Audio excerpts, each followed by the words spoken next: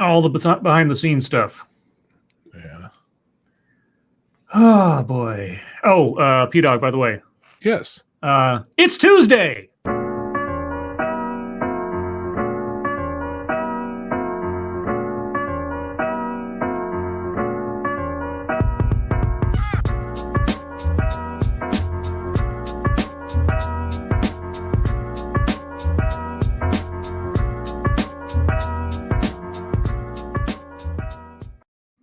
Hello, everyone, and welcome to the Lords of the Night. With me, as always, is the Lord of Pennies, Satsu 2 cents. What up, Dale? And joining us tonight, the Lord of Jurisprudence, Dawg Knight. Hi there. I was about to say the lawyer dog, but got to get the official title in or it's not real. Right. And I'm your host, Scribe, the Lord of Punishment. Hello, everyone. Hope you're all having a good Tuesday and you have a good week ahead of you. Been a relatively quiet day for me, but boy, it's been a busy day in the world. We'll get to that relatively soon. Satsu, how are you doing? Pretty good. I completed my ServSafe certification. Congratulations. Course. So that's done, and now I got some practice tests that I'll be working on for the next couple days, and then I'm trying not to fuck around and just get this test done. Just do it and get it over with, because there's no point in waiting. And we'll see what happens. I'll keep you guys posted. Otherwise, got my deep freezer finally, and I put some stuff in it, so I'm happy about that. After a 3-week adventure to do that. And Jim Healis just outed you. What? He says stream starts and Satsu launches Final Fantasy 17. Well, here's the thing. Look here. Listen. Look here. Here's the thing about outing people.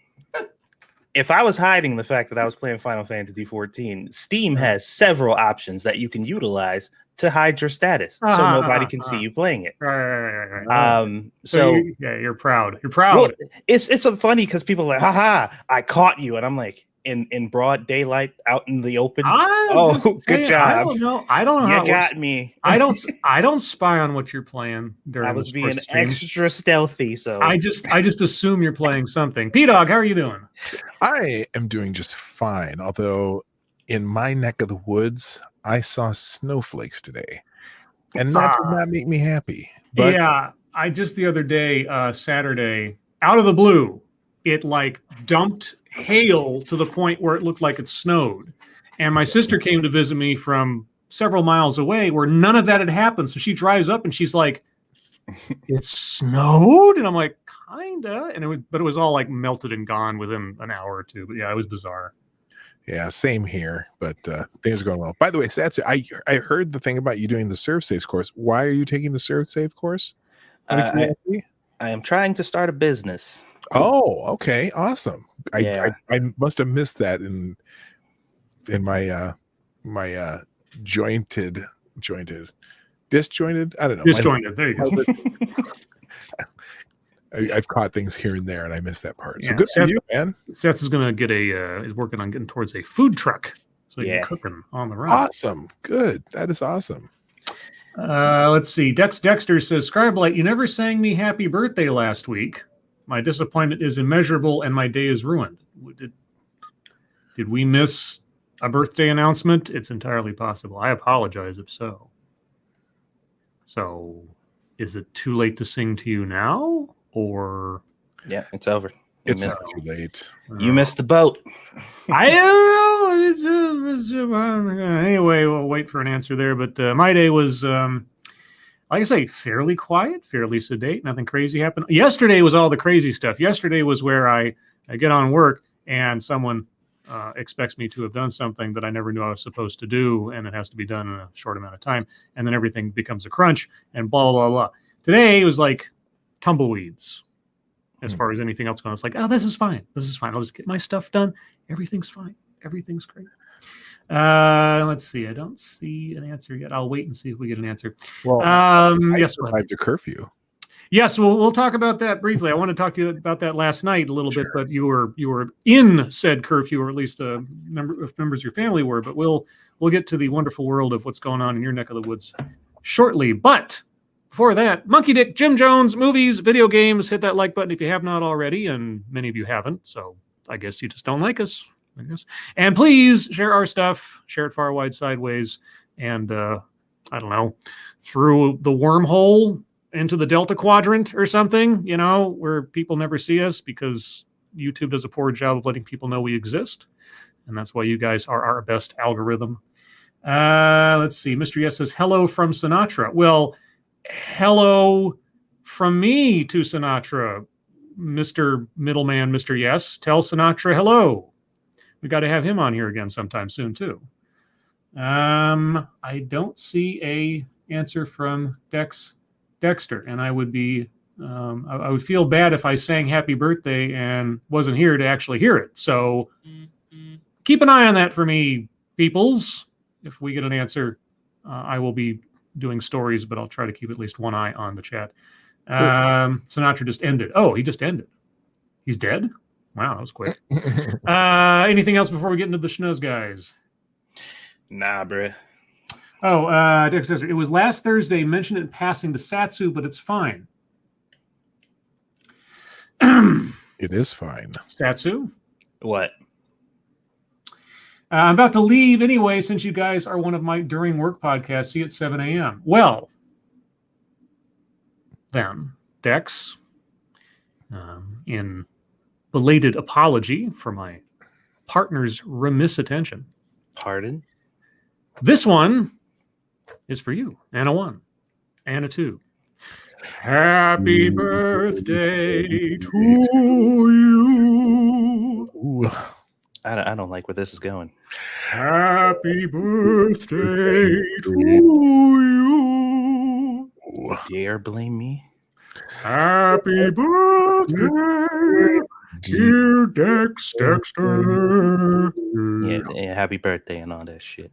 Happy birthday to you. Happy belated birthday, Dex, and thank you. This is Kyle. Hello, chat people, Lawton and P-Dog. Hello, Kyle. Why? Hi, Kyle. All right, so let's see what I do. Hold on a second here. Why don't I have? Oh, I have a little bit of related. That's what I had. I got to get my windows ready here. Sorry, guys. Technical difficulties. Let's go into the latest news from the events that surround P-Dog, at least peripherally at present. Let me get to the right window. There we go. Officer and police chief have resigned after death of Dante Wright, mayor says, which is fairly dramatic turn of events, all things considered. But before we get into the story, let's turn to our senior correspondent of Minnesota happenings, Dawg Knight. Dawg, what has been the atmosphere in your neck of the woods over the last 72 hours? You know, fortunately, I live on the opposite end of the metro. So, where I live, I'm not seeing anything happening. But, I'm watching I have a couple feeds I watch. And, they're out protesting again tonight. And so the curfew tonight, they moved to 10 o'clock instead of 7 o'clock. And I don't know if that's going to help, if it's going to, for me, I'm just exhausted by it. It's like, why? Everyone saw what happened. It's not like there's not a great ambiguity. The officer obviously was going to be fired, if not, and she ended up resigning today anyway. Mm-hmm. And I think some of the happenings, the ridiculousness that the city manager got fired for saying that there would be due process. Really, I think a lot of people are questioning what is that all about? Mm-hmm. That's just standard operating procedure, and now you can't even say that. But apparently, the city council, one of the reasons the city manager got fired, as I'm reading more and more, is when the mayor said that she should be fired, and then the city manager gets up and says there was going to be due process. Well, the city council immediately convened and voted unanimously for that city manager to be fired. And I think one of the city council people kind of insinuated that, We don't need anything that's going to piss people off more, and I don't want my house to burn down. See, and this is where this is what really frustrates me. On the one hand, you're effectively giving up aspects of, I mean, for lack of a better word, civilization to the mob. Exactly. But on the other hand, I can't blame them for being pragmatic. But the thing is, I don't know how you appease those people who are going to take part in the mob mentality in the first place, whether you do what you think they'd want you to do or not. It doesn't seem like it's going to help anything, but trying to stave it off, even if it's a bad decision, like I say, I understand why, but they are giving over ground that they shouldn't. Real quick, thank you, tall person. Hoy, y'all can't watch live. I have an early shift tomorrow. Happy National Peach Cobbler Day. God, when last time I had peach cobbler, I can't tell you. But thank you, tall person. But yeah, Jim Healis is giving it a terrorist.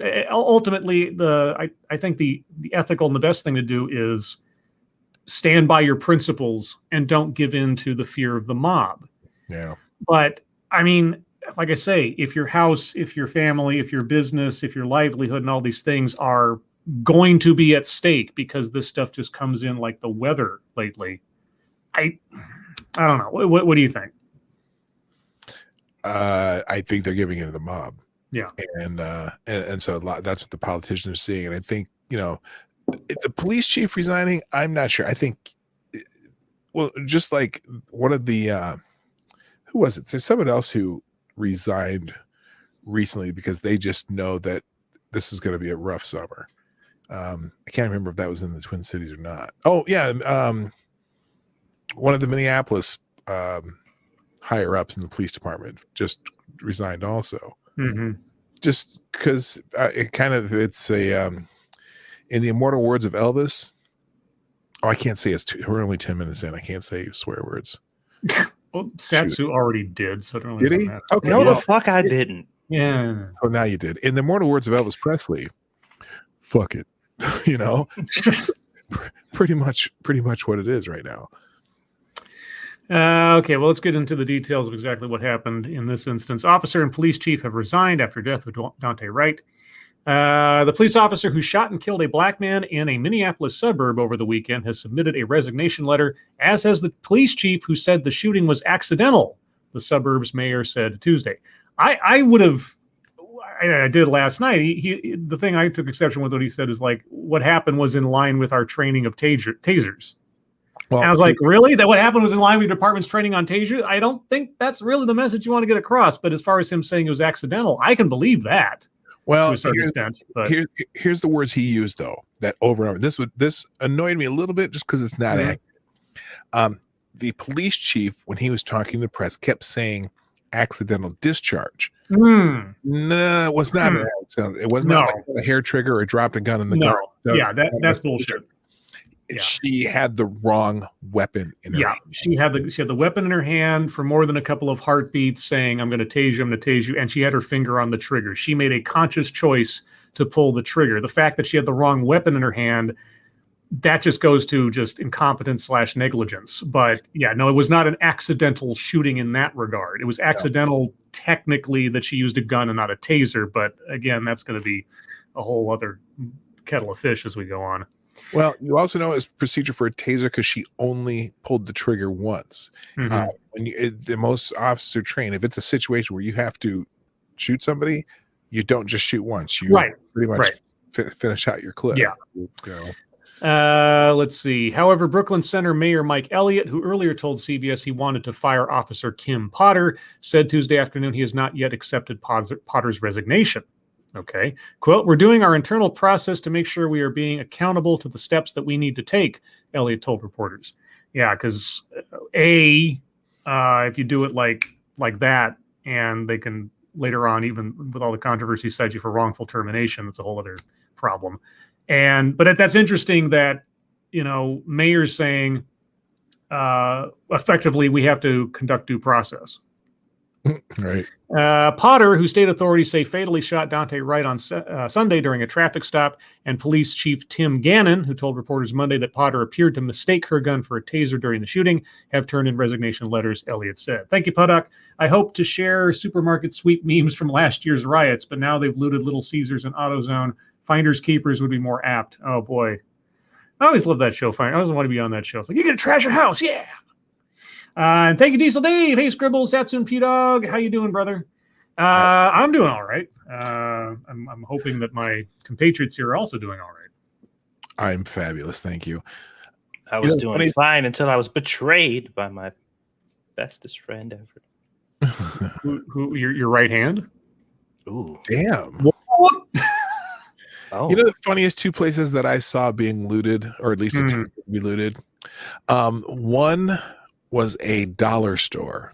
I mean, come on. Can't you loot something better than that? Aim low, I guess. I work for one of these big sandwich companies, Double J, and they looted our store in Brooklyn Center, Jimmy John's Center. And so I think somebody has probably a 2-year supply of mayonnaise, because we have the big gallon jars. And if you open that mayonnaise, you got to use it, within a reasonable amount of time, or it's just going to go bad. So that's a dumb thing to loot. Well, looting in itself is kind of a dumb move. The letters came after a second night of protests roiled the city with hundreds of demonstrators. And are you going to categorize anybody else in that regard? Expressing anger at Wright's death, some of whom clashed with police late Monday. Okay. This kind of stuff reminds me very heavily of when we talk about immigration stories, and they just call everyone who comes to this country from somewhere else, regardless of the means, an immigrant, and not making a distinction between a legal immigrant versus an illegal immigrant. And now demonstrators means anybody out in the street doing stuff, which is not how you want to do it. And this is a disservice to people who actually go there to peacefully protest by rounding them up and including them amongst everybody else who's committing crimes. Right. Because I have no problem with people going out and doing their lawful right to speech and protest and everything else, demonstration, gather, so on. But to then say, oh, well, they're all included in the same umbrella. No, stop it. I know they're not going to, but Brooklyn Center City Manager Kurt Bogani was also fired in response to the protests, Elliott said Tuesday. Quote, the city council had significant concerns regarding how the city responded to the protest, Elliott said. Quote, the city council determined it was in the best interest of the city and its residents to seek new leadership in the city, unquote. And why haven't you resigned? Right. And you're the mayor. Why haven't you resigned, Mayor? How should we respond to bricks and frozen bottles and pieces of cement block and things flying at police officers? How should we respond to that? I don't know. Maybe just let them blow off some steam. Aren't they telling us? That was obviously the best course of action. Just let them do it. They're not even telling us why. And nowhere in, as far as I can tell, they never say what the justification was for the city manager. So thankfully, P-Dog has told us, but CNN sure won't. Let's see. Sunday's killing of Wright 20 is at least the third high-profile death of a black man during a police encounter in the Minneapolis area in the past 5 years, after the shooting of Philandro Castile in Falcon Heights in 2016 and the death of George Floyd in Minneapolis last year. Attorney Earl Gray. Really? Okay, well, there's a third word there. If Picard were around, I don't want to imagine that, though. Attorney Earl Gray is representing Potter. He told CNN Tuesday. That's the officer that fired the shot.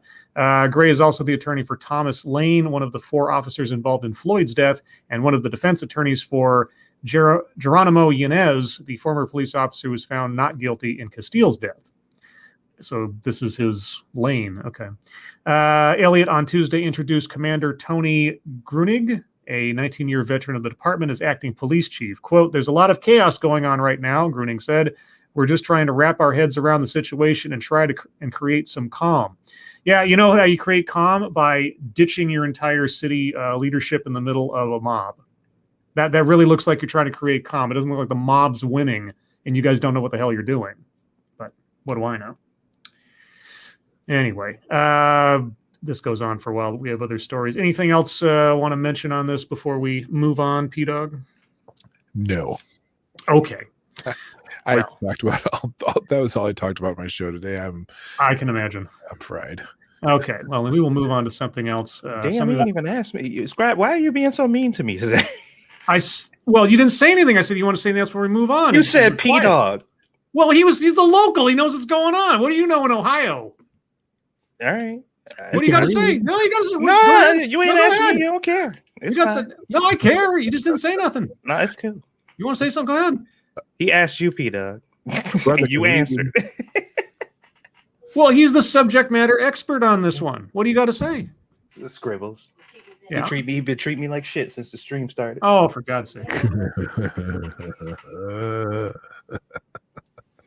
All right. Well, we'll move on then. All right. So, Satsu, you'll get first bite at this one after I'm done reading the part, okay? All right. Biden's plan to withdraw U.S. troops from Afghanistan splits Congress, but not just on party lines. Now, I do not recall what Biden or his team, let's say, what their opinion of what was of Trump's plans to pull everybody out of Afghanistan previously. So I, off the top of my head, don't know if there's any hypocrisy going on in this plan. Anybody remember whether or not there was any pushback on Trump's intentions? I know there was, but I don't remember if it was Biden doing any of it. Yeah, I can't recall if Biden did anything specifically. I do know that people definitely had a problem with Trump moving people out for sure. So there are several Democrats. I can't remember specifically the ones, but there are several Democrats. Well, we need to have a plan. It needs to be thought out and careful. And some of the more known, like John Brennan and a couple of those idiots were like, he doesn't have a plan. He's going to get everyone over there killed. Let's see if they mention any of that in here. President Joe Biden's decision to withdraw U.S. troops from Afghanistan by September 11th. Okay, showboat. The 20th anniversary of the September 11th, 2001 terrorist attacks, you don't say, prompted a split on Capitol Hill among both Republicans and Democrats, creating some strange bedfellows over what to do about America's longest war. Many Republicans slammed the decision as premature, but other GOP lawmakers cheered U.S. troops finally coming home. And again, I'd be curious if they ever list them to know where their stance was when Trump was making these proposals. Yeah. Most Democrats said they supported Biden's desire to finally wind down the longest war in U.S. history, but some said they were concerned about losing hard-fought gains in Afghanistan. Okay, well, I guess maybe I've missed the boat a little bit. At this point, what is the goal in Afghanistan? Hard-fought gains towards what end at this stage of the game? After 19 years, you're like, yeah. What were the gain? What are the gains? Are there any? What can you name a gain? Yeah, 19 years. And okay, now maybe my memory's fuzzy and maybe it's a bit more glossed over, but our initial intention of going into Afghanistan was to rout the Taliban, who had something to do with 9/11 and also find Osama bin Laden. So at this point, again, what is the goal? The blending of the two parties' views on Afghanistan as Biden plans to withdraw U.S. troops, fulfilling a campaign promise that eluded both Presidents Barack Obama and Donald Trump.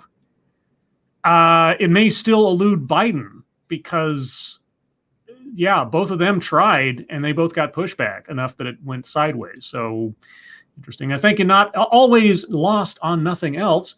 Donation 306. Typical Democrats, they make the left turn and run right into themselves. Wowie, wow, wow. Yes. But I'm pretty sure that there's double talking on both sides of the aisle here because, yeah, this doesn't make a whole heck of a lot of sense. And I forget, is it, I mean, he's the commander in chief. So, but why couldn't Obama and Trump make it happen? I mean, you think it would just be like a snap of the fingers. I'm the commander in chief. I'm pulling our troops out. And Trump did remove some troops from places over the course of time. Thank you, Diesel Dave. Bring the troops home and station them at the southern border. Yeah. I'm no expert in the political machinations of things, but my question would be, if Barack Obama and Donald Trump both cannot make this happen, why does Biden think he can? Or why is there a belief that he will be able to? Let's see. Joe Biden gets things done.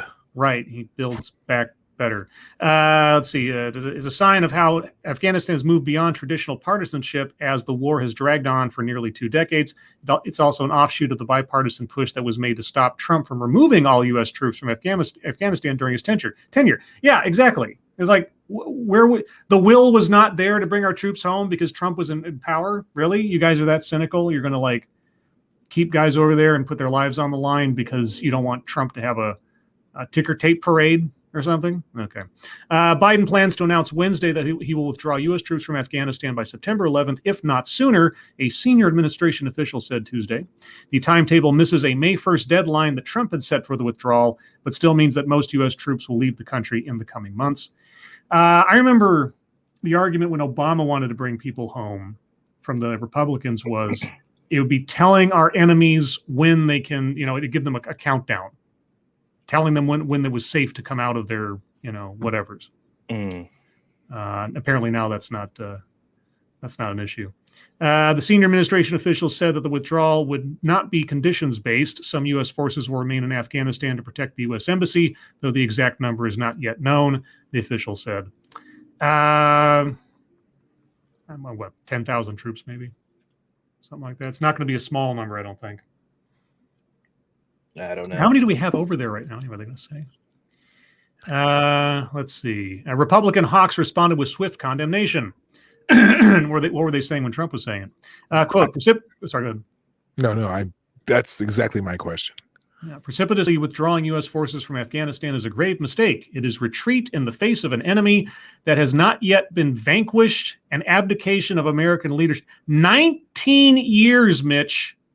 19 years. And how many people's lives on both sides of the equation? War's not exactly pretty for anybody. 19 years. What does vanquish look like at this point? Quote, leaders in both parties, including me, offered criticism when the prior administration floated the concept of a reckless withdrawal from Syria and Afghanistan. Okay, well, good for you. But still, the question remains, what does success look like, Mitch? Tell us in all of your vast military experience. Was the goal supposed to be to vanquish them? It's definitely evolved since we first went in under George Bush. South Carolina Senator Lindsey Graham, another hawk who repeatedly criticized the Obama administration's withdrawal from Iraq and drawdowns in Afghanistan, said a full withdrawal was, quote, dumber than dirt and devilishly dangerous. Ooh, well, you got your alliteration down. You want to give us something other than your vocabulary skills? Quote, President Biden will have, in essence, canceled an insurance policy against another 9/11. Oh, my God. Is that what we're over there for, as an insurance policy? Is that what you call stationing our troops over there for a completely obscure and mystical goal out in the distance of forever? That's what it is. It's an insurance policy. I don't know. That sounds pretty racist to me. We all know that white men are the terrorists of America, so it's a little assumptive to think that those brown people are plotting over there. I think that's a little racist, but. And Senator Jim Inhofe of Oklahoma, the top Republican on the Senate Armed Services Committee, said it was, quote, outrageous and had no justification.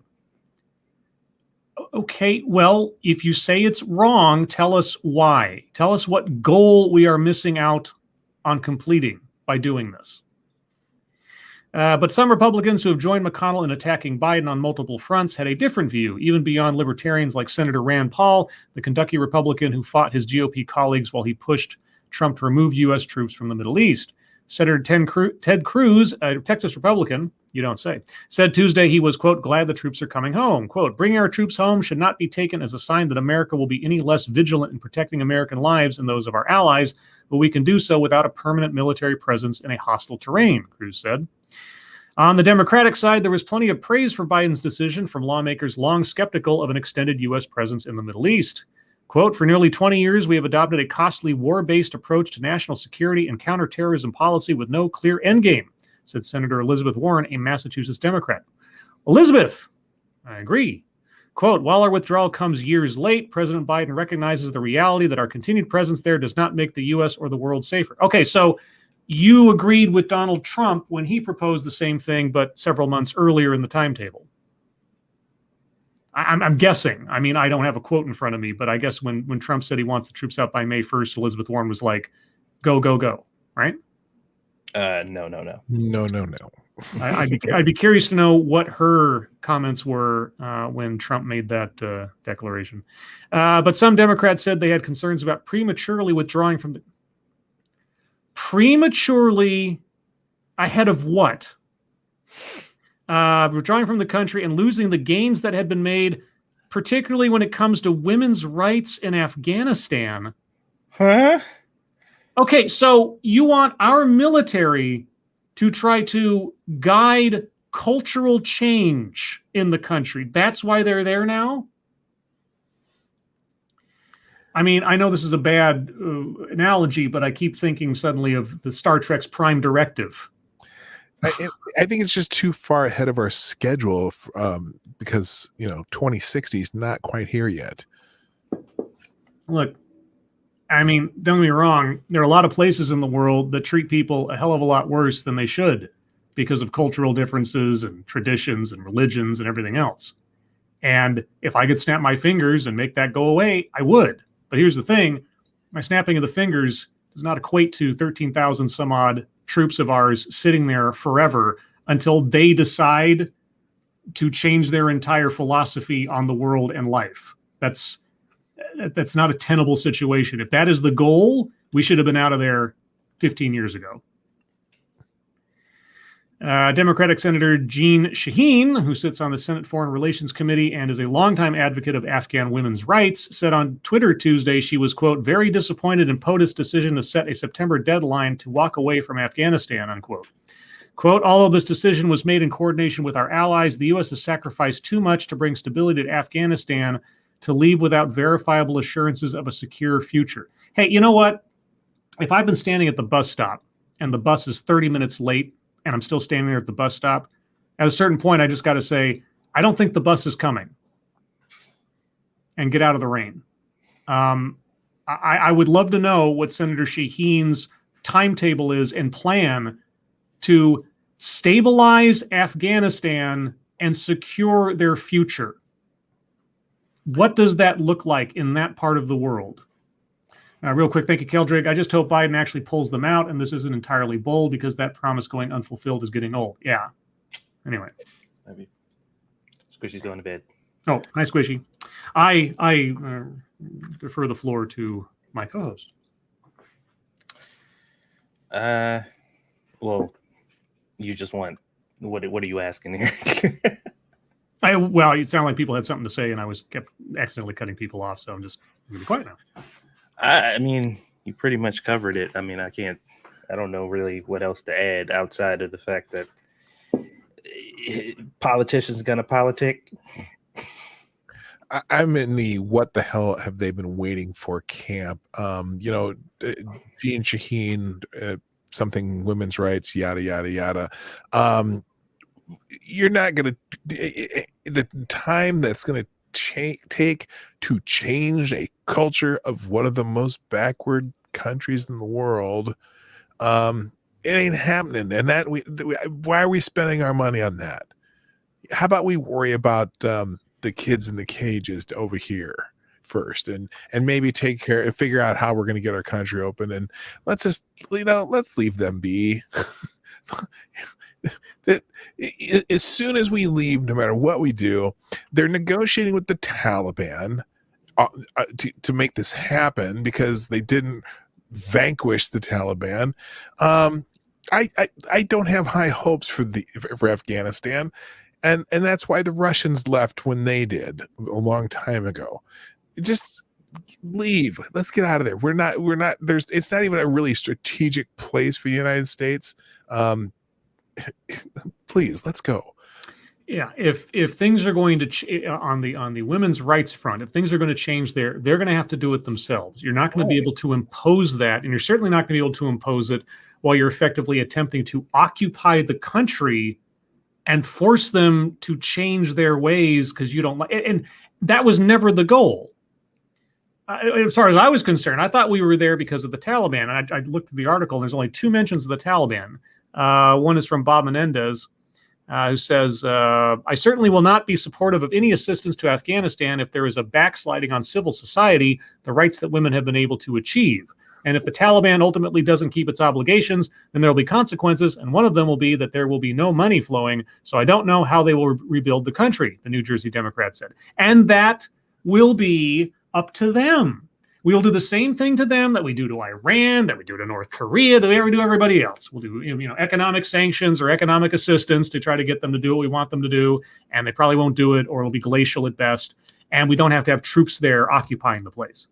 I mean, yeah. What rights? The rights to wear a hijab instead of a niqab? I mean, and they can kind of vote, I guess. I'm doing we need to repeal the 19th over here.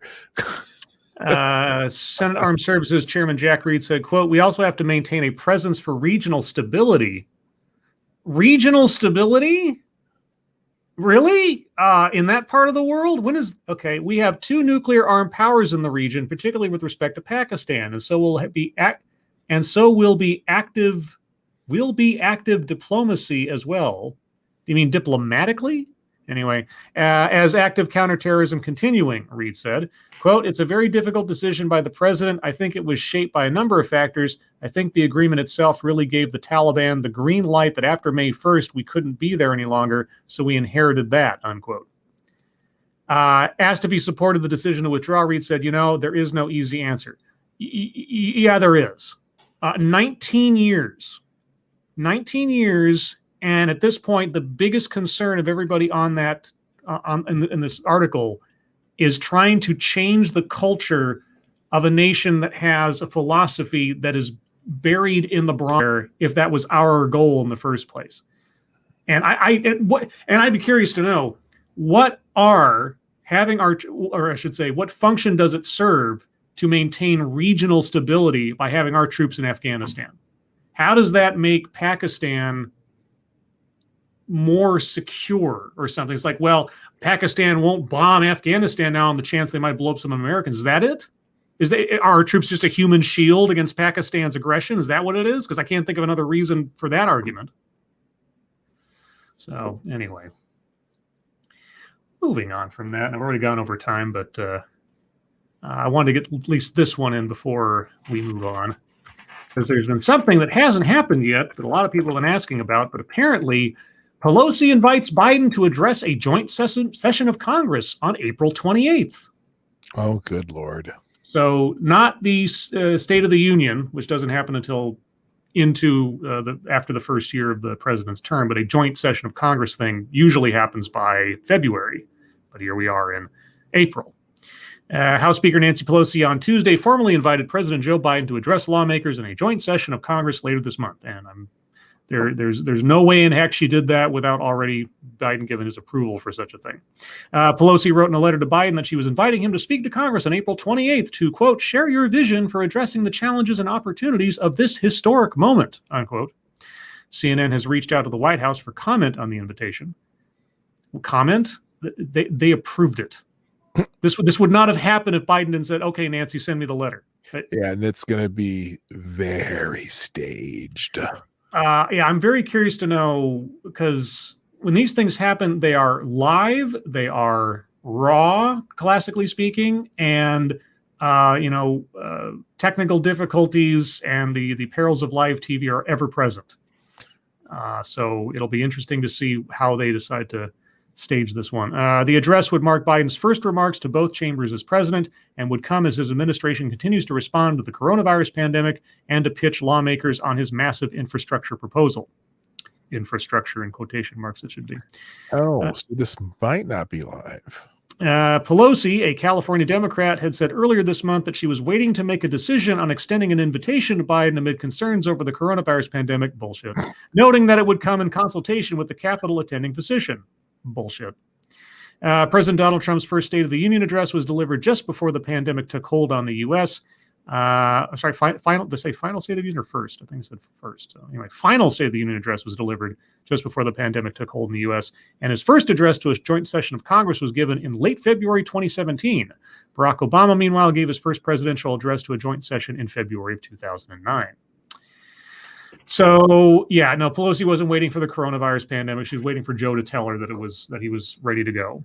So that may be, though, one of my most favorite excuses for everything mm-hmm. in the planet right now. In the middle of a pandemic, yeah, everything you could blame it on the pandemic. Well, I was going to clean that toilet, but they were in the middle of a pandemic now. I mean, it is a convenient escape. In a lot of cases, it'd be difficult for somebody to say you're wrong, So it depends on the circumstances, of course. But in the middle of a pandemic, it's MSS News time. That's ridiculous. What do you mean? Well, why would you do that in the middle of a pandemic? Don't you know the dangers? Have you gone to the Trump school of safety and compassion? No, I think that school was decertified. Yeah, probably. Well, everyone, if you have news stories you'd like us to read on the air, please send them to us via Twitter using the hashtag MSSNews. Can't promise we'll get to them all, but that's because I'm a lousy co-host and don't talk to Satsu enough. I mean, as long as you know. In other words, I apologize. I forgive you, kind of, sort of. That's not, no, you can't be, that's like being a little pregnant. Either you do or you don't. No. Can you feel the love tonight? No, and that's the problem. Oh, okay. Well, let's see. We'll take this one from Jedi Ghost Bear. If I can get the link here. And drop that right there. San Francisco School Board suspends plan to rename schools. Uh-oh. You mean they're going to keep the, I'm assuming, racist names or something? Yes. Oh, wait, pop up. America's founding fathers got a reprieve Tuesday in San Francisco when the city's scandal-plagued school board formally suspended a plan to rename 44 schools as part of a racial reckoning that critics said went too far. The city's Board of Education, which convened on Zoom, voted unanimously to reverse its much-criticized decision to strip the names of a third of San Francisco's public schools, which it said honored figures linked to racism, sexism, and other injustices. Among them were schools named for Presidents Abraham Lincoln, George Washington, and Thomas Jefferson, writer Robert Louis Lewis, and Revolutionary warrior Paul Revere. What did Robert Louis Stevenson do? He's a racist. A school named for longtime Senator Dianne Feinstein was on the list as well. You were going to strip out Dianne Feinstein's name? Yes, they were. Which one was she linked to? Racism, sexism, or other injustices? All of them. Oh, okay. Tuesday's 6-0 decision means the school board is rescinding its vote from January and will revisit the matter after all students have returned full-time to in-person learning, so 5 years from now. It sets no specific timetable. Of course it doesn't. The renaming debacle was one of several self-inflicted controversies the San Francisco School Board faced during the pandemic, along with numerous lawsuits and public ridicule. Parents, students, and elected officials blasted the board for some of its targets and its timing. The decision in late January came while all of San Francisco's public classrooms were closed because of coronavirus restrictions, and they still are. Mayor London Breed, oh boy, among others, called it, quote, offensive and completely unacceptable, unquote, for the board to focus on changing school names rather than getting children back into classrooms. Yeah, gosh, imagine that, making a virtue signal thing over actual problems. Can you imagine? Some of the city's youngest students are expected to begin returning to in-person instruction this month after more than a year of distance learning because of the pandemic. There is no timetable for middle and high school students to return. Why not? Why is it the little kids first?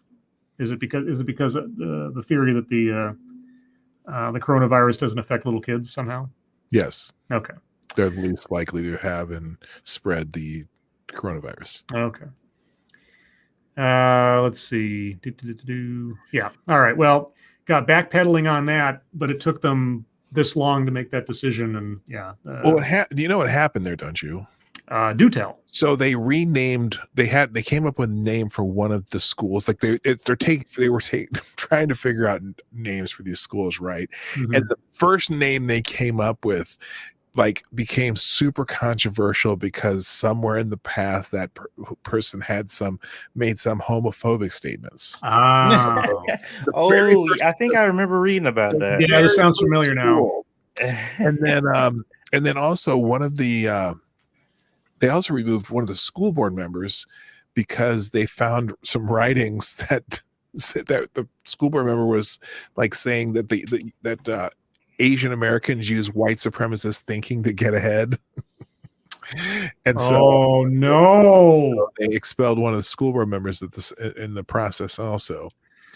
So, yeah, keep doing that ideological purging. No one is safe, and yeah, it's just you will find if you're looking for a reason to vilify somebody for something they did, whether legitimate or otherwise, you can find it if you look hard enough. You can find it. Let's move on to one from Frosted Glass. We'll see how long my tolerance can go on this one. What's really behind the GOP's attacks on transgender athletes? This is CNN. You've surely read about girls' sports recently. Recently, for years, yeah. State legislatures across the country have introduced dozens of bills that would bar transgender girls from competing in girls' sports. Yeah, because you did it right there. There is a difference.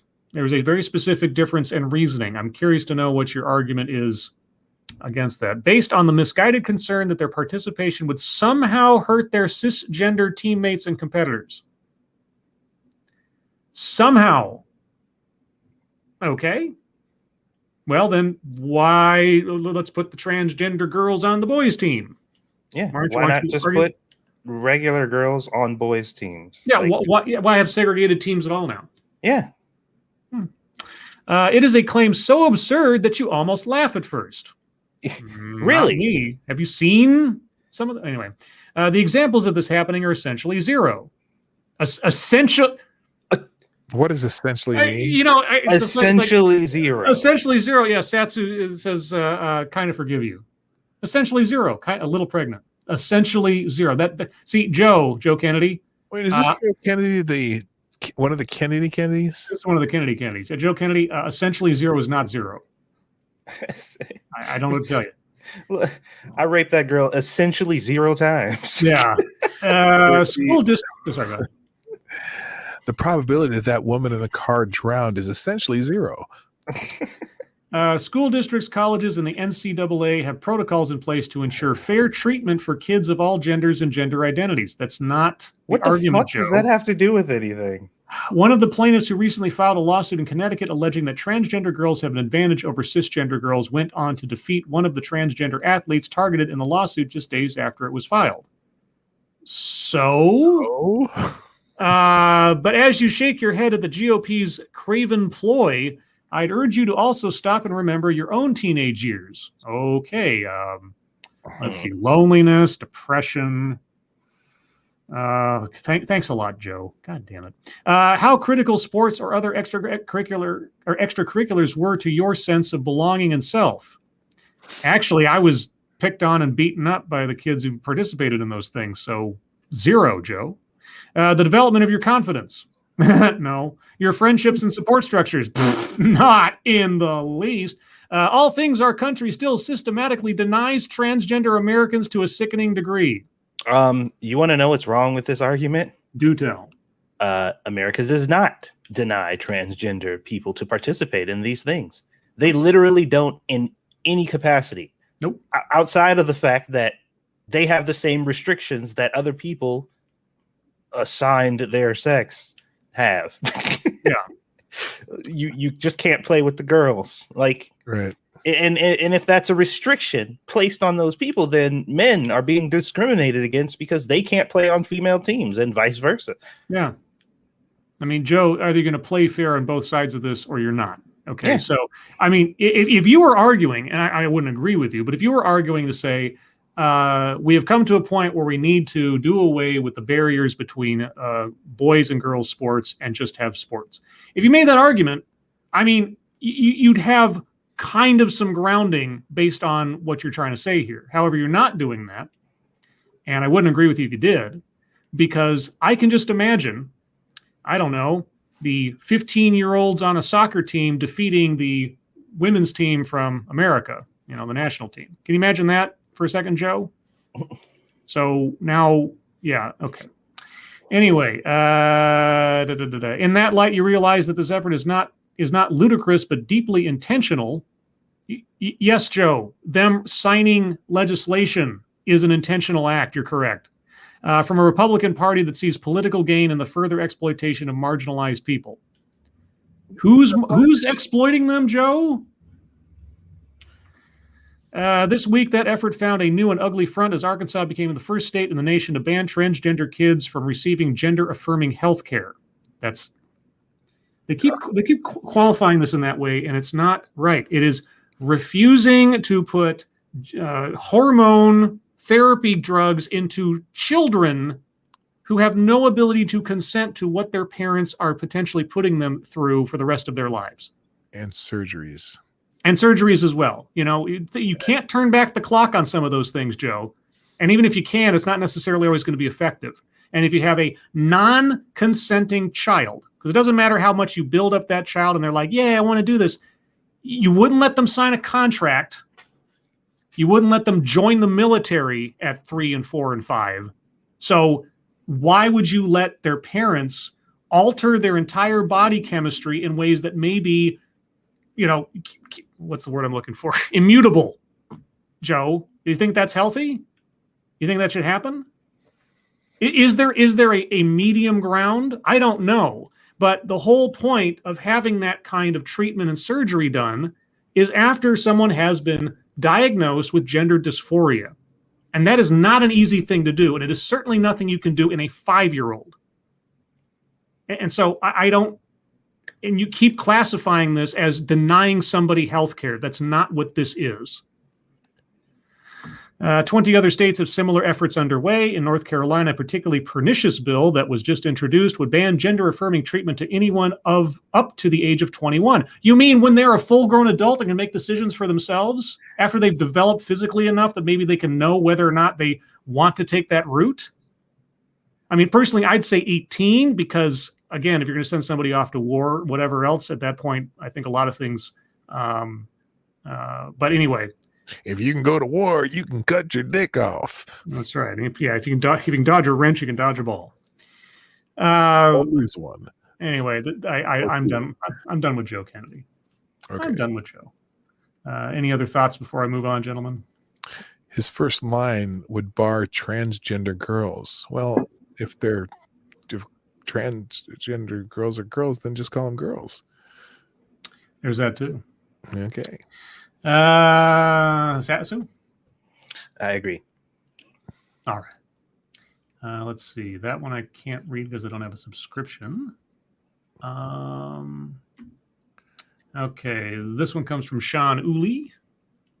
And let's see, what's the time? Okay, this will be the last one. Sorry, guys. I got another thing I got planned here for later in the show. How did it become normal for every police shooting to bring ruinous rioting? Well, you'd have to go talk to your friends in the news industry there, Rich Lowry, and politicians who basically hand wave it away as long as it's a riot in favor of their philosophy. By now, it's a ritual of contemporary American life, a police-involved shooting followed by a riot. Police in Brooklyn Center, Minnesota, shot and killed 20-year-old Dante Wright during a traffic stop last weekend, leading to a violent siege of the police headquarters and looting of local businesses. This dynamic is now widely accepted as the norm. Any officer-involved shooting, no matter how justified or illicit, whether we know everything about the circumstances or nothing at all, is simply assumed to be the occasion for mayhem. This reflex towards disorder has contributed to a nightmarish spiral in much of urban America, which is experiencing a historic surge in murders. I have a theory. It was when the Ferguson riots happened, Black Lives Matter hashtag became a thing, and everybody virtue signaled in support of the notion, but also then entwined it with, quote unquote, the movement, and then tried to redefine language. Like the video I did a couple of years ago now, it's like, stop calling it a riot, where they tried to change. It's an uprising. It was, you can find it on my channel. It's I think it's called the peaceful destruction or something. And it's as ridiculous now as it was then. And that's why the entire conversation has been forced into being normalized.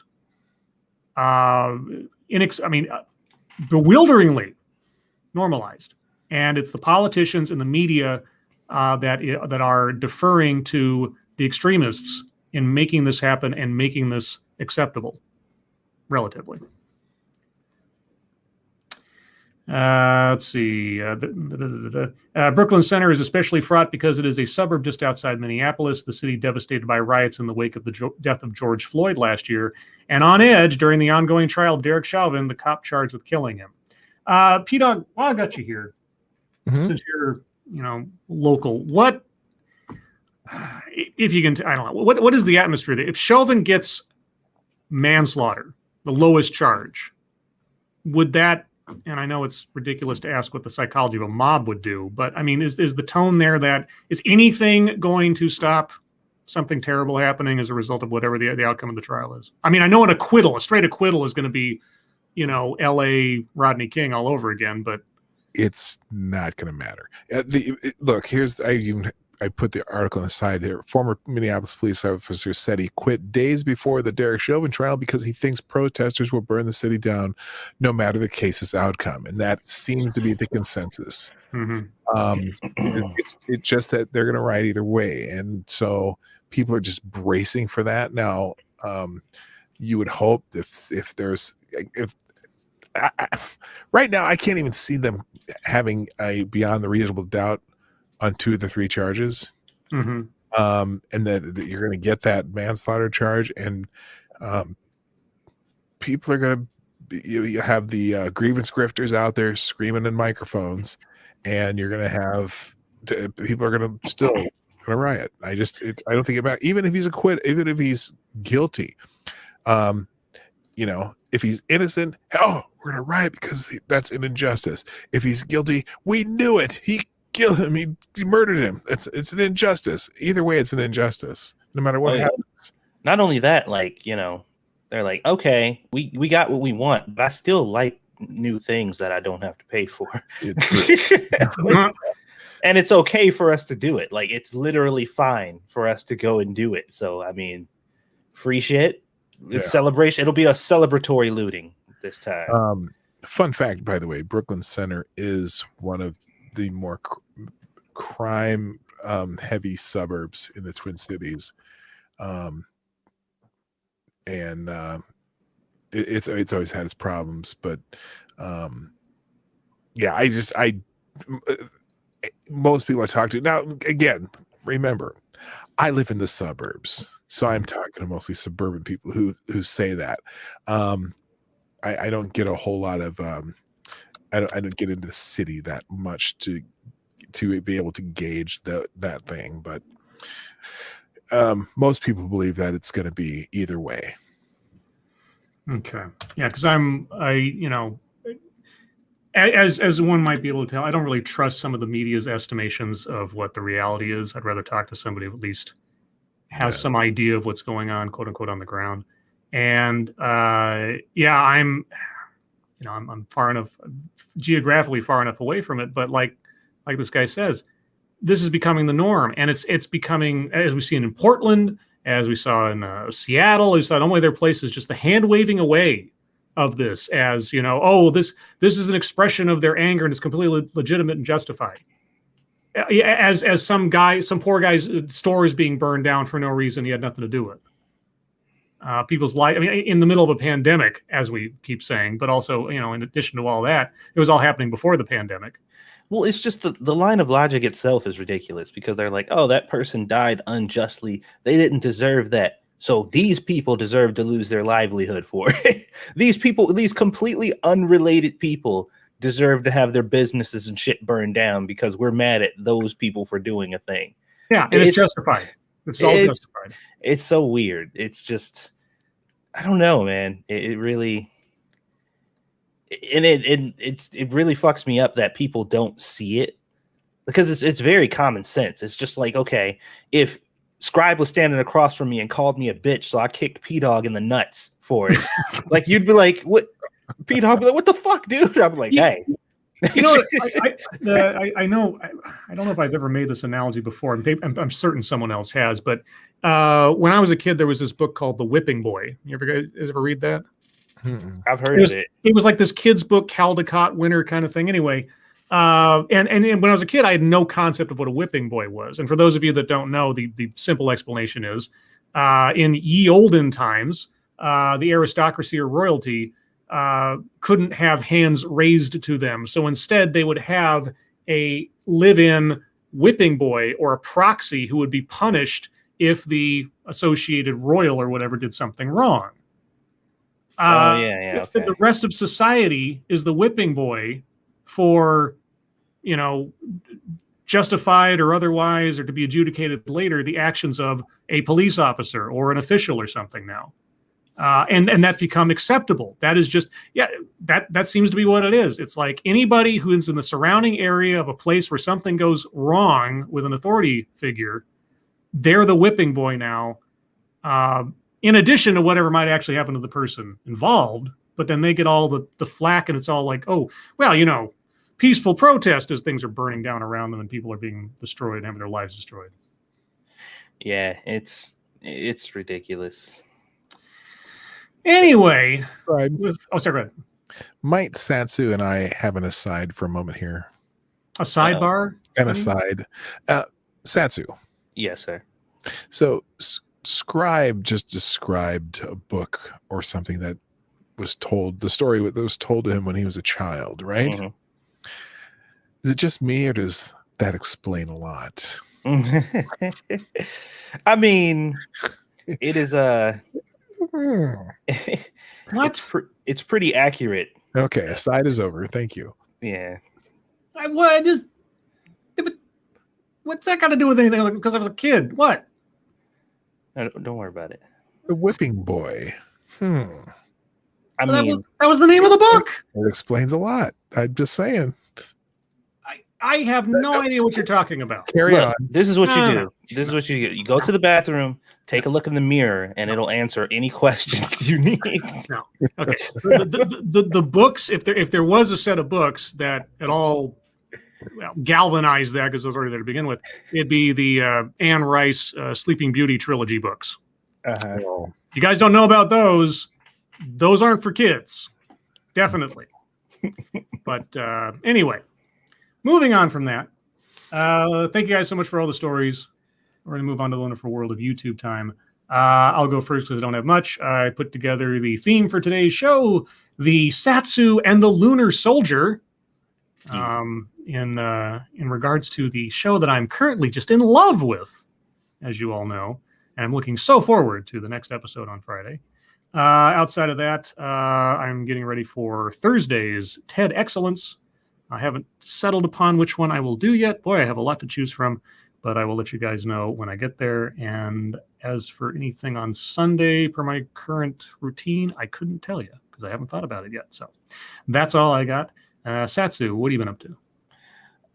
Just working on the stuff for the business venture that I'm pursuing at the moment. That's mainly what I've been doing. I sat down and really kind of forced myself to finish the module that I was taking and got my certification for completing the course at least. Mm-hmm. And then I got some more stuff to do. I actually I tested out what is it called? God damn it. I ordered groceries from Sam's Club, and I use one of those apps where you basically get somebody to go grocery shopping for you. Okay. Yeah. And I was just like, I don't know how this is going to go. It's kind of weird, because you're just like, you're ordering food, you got somebody shop, but it's pretty straightforward. Like I ordered the stuff, and what they do is you order the stuff and they confirm it. And then somebody goes to the store and they start to basically just shop for you with your shopping list. And then you have a direct line with that person throughout the entire process where you can text and talk to them directly to make sure that they're getting everything you need. Or if the store doesn't have what you want, they can make adjustments or take stuff off or replace things as they go. And then they just bring it to your house. She just rolled up and was like, hey, is this the place? I'm like, yeah. She was like, here's your groceries. You don't have to help me carry them in, but if you'd like to, fine. It's my job to do that. And I'm like, oh, I could help you. And she brought everything in. It was like 3 hours for them to deliver. And I ordered a ton of shit because I'm just like, if I'm gonna use this and you're giving me free shipping on the first order, I'm gonna fucking use it. So I was just like, oh, that was like shockingly easy, Mhm. And I'm like, oh, this is about to be a problem because I'm about to be ordering shit all the time. Like, oh, I need some of this. Let me go ahead and get that going. So I don't know. I don't know what the shipping and stuff looks like without you getting it for free. I guess I'll find out the next time it goes on. But that was a good experience. I got to remember what it's called though. I can't even remember. It was directly through Sam's Club website. But that was cool. Otherwise, just trying to lay down a foundation of some stuff that I'm going to be working on. One of these days coming up, I'm going to dedicate time to editing like that whole day and getting I'm going to try to get out like 10 videos if I can. So that way I can have a queue going and I can focus on what I've been doing. And that's pretty much it. Haven't done a stream in a while, and that's been nice because I haven't had to think about that. So it's been trying to get stuff done. All righty. And P-Dog, what have you been up to? Well, I stream on the regular Monday through Friday in the mornings. If you don't know about my show, it's called The Morning Night Live, 10 o'clock Eastern, 9 o'clock Central, which is, 7 a.m. Eastern or West Coast time? 7 a.m. I think. Which is mostly in the news of the day. I usually have a kind of a theme early in the show and just go through. If there's breaking news, I'll use some of that.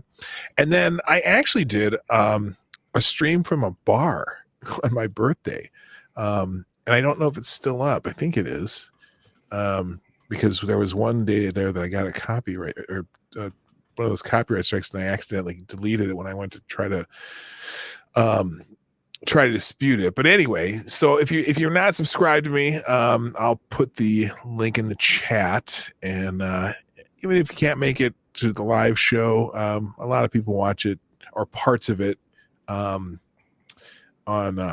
replay. And I am going to start on the regular cutting some bits out just for standalone videos, and I occasionally make a standalone video here and there too.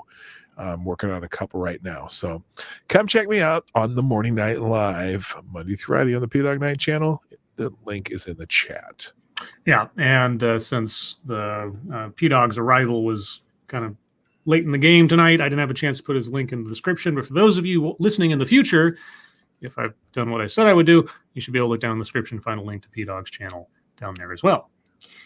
Let's see. Well, gentlemen, I hope you'll forgive me if I forego fucketry tonight, because I have a special presentation. Now, I didn't think I'd do this more than once in a blue moon, but I just can't help myself when TED Educator Talks throws me a mystery. Oh. So, if you'll indulge me, we are about to listen to an educator interview regarding how do you teach students hope? And apparently this teacher's name, and it's not her fault, but all the same, Kathleen Beachboard. Beachboard. So I don't know what it means for a teacher, unless we're, again, given what we heard from the last teacher last time, I don't know what it means to teach kids hope. So everyone, if you'll, like I say, indulge me, we're going to go into the wonderful world of TED Educator Talks. I'll start out with a couple of seconds so we can verify the sound is working, and then we'll proceed. It's only about 5 minutes long, so it's not exactly a trudge, but you never know. No sound there, but maybe it's not supposed to. Well, no, I muted the first few seconds because I don't know if the music. I try to cut out the music at the start of things, so I don't know if it's copyrighted or not, and try to get past the theme music. So that's all I want. There we go. Did you hear that little stinger? Yes. Okay. Well, if you guys can hear it. Should I bring up my buzzword bell? Well, yeah, I don't have. You may if you wish. I don't have the bingo card. The bingo card the bingo card I reserve for full TEDx's. But so P-Dog is at the ready. Okay. Let's see what we see. Okay, that is the video, guys. That is not your personal thing going off, because we had the confusion last time as well. An interview with the educator. Oh. Hi, Kathleen. I'm going to be reading these off for those of you that might be listening while you're in the car or something. There are various cards that are coming up as the thing proceeds. What is the through line of your talk? The through line? Why don't you just let her do the talk? What the fuck's a through line? Through line's like a summary. Yeah, no. You know, the short version. It's just word salad. The through line of the talk or idea is that using hope in the classroom, the science of hope, can change the world and help kids persevere, grow, and thrive in any environment as long as they have hope.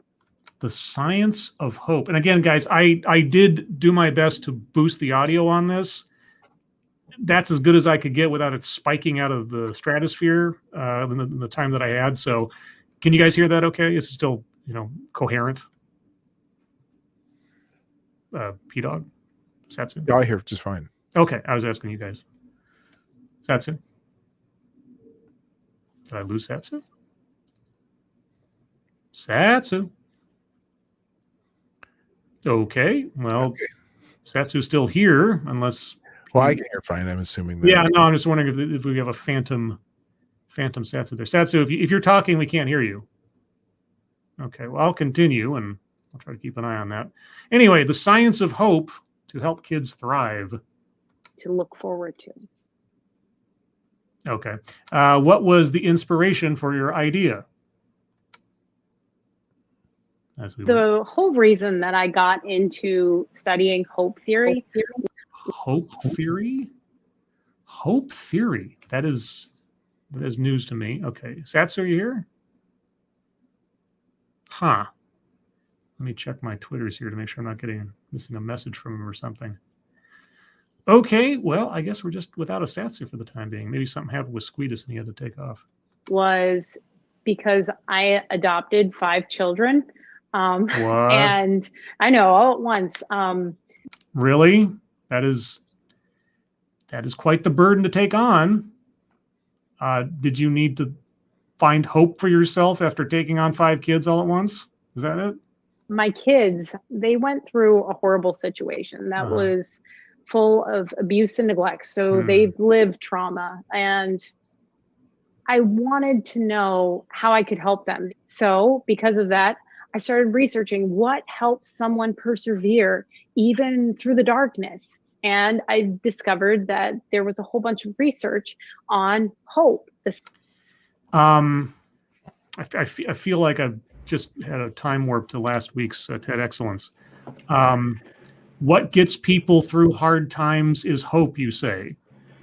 Sorry, Squeedy diaper changed. I'm back. Oh, okay. Okay. I wasn't sure if we lost you. You're like your power went out and there was just like a ghost of a Satsu sitting there or something. No, she was crying. Her diaper was wet. So I changed it real quick. Well, just for your edification, we were talking about hope theory, or the science of hope, and our teacher here has discovered that when things are bad, one way to see through it is to have hope. That's ridiculous, but continue. Well, I mean, it's common sense in my mind, or at least... No, that's craziness. Oh, okay.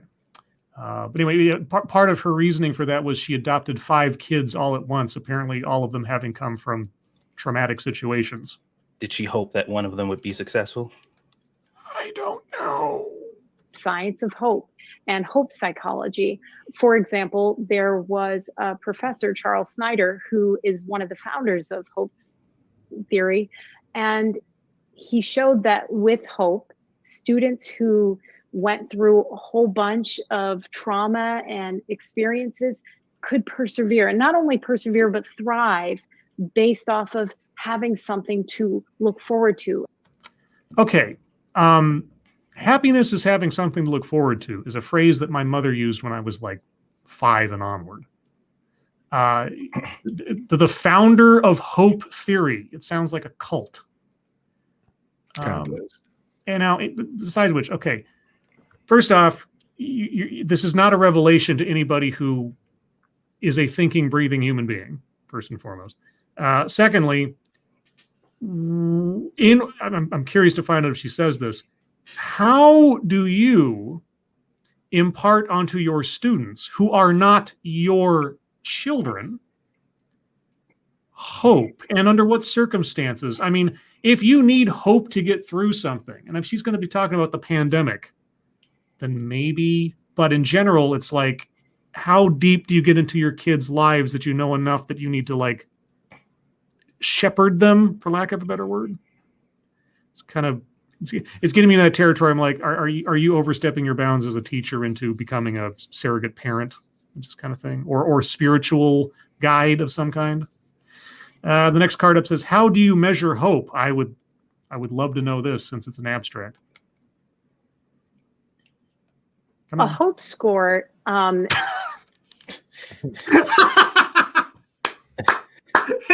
Is that like a terrorist color code? What's your hope score? Oh boy. There are a few tests, and these are available free online. You can Google search them. That sounds scientific. I can Google search hope tests. Okay. They exist on a spectrum, and it's a simple test. So with the child one, it's a few questions, and they rank the questions like, do I feel like I can control my environment? And they say, 1, 2, 3. And the higher their score indicates the more hope they have in that current moment. It doesn't mean, oh, I have this level of hope for forever. But a more hopeful child, according to research, one is going to attain more academically, is going to end up with higher grades, is going to feel more of a purpose and drive to succeed, and they're going to have more motivation to accomplish their goals even when it gets difficult. Do you mean to tell me that having an optimistic attitude is a positive thing?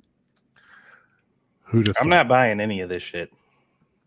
I'm not buying that this lady thinks that this is some new concept. This is so on point with what happened in the last TEDx, for those of you that watched, where she was talking about how, did you know, sort of surface level acts of empathy on the part of corporations can lead to profits? Have we entered a territory where the obvious is packaged as a revelation? Well, and is there a market for? I guess there must be a market for that. I guess there is. If we consider that she went to, like, she's relatively fresh out of college and went to school for gender studies, where they teach that all hope is lost and that there's no hope for you to succeed as a woman or anything in this society, and everything is bad and you must hate everyone, then she probably did get out and was like, wait a minute, there's this thing called hope.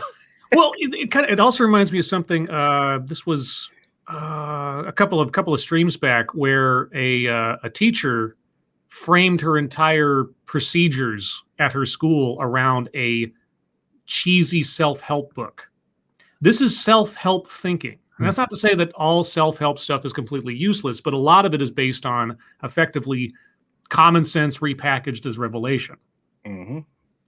So between last week's TEDx and this, I mean, there's always a market for this kind of stuff. Simple answers, or someone coming across and saying, I've just discovered this new thing, air. It lets you live. What? Huh? All right. Next card. What is the impact of the pandemic on hope? I can only guess.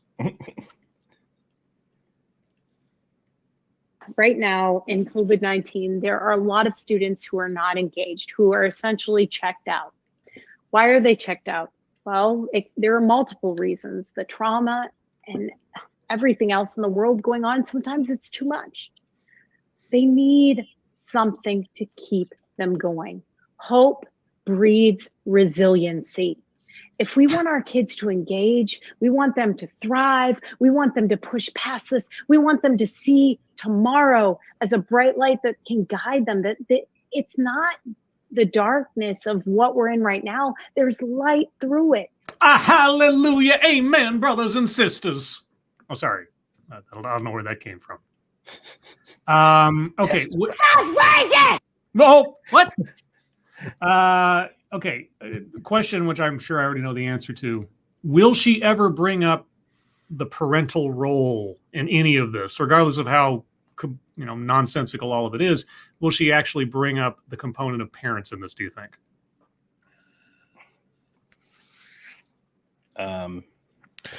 Probably not.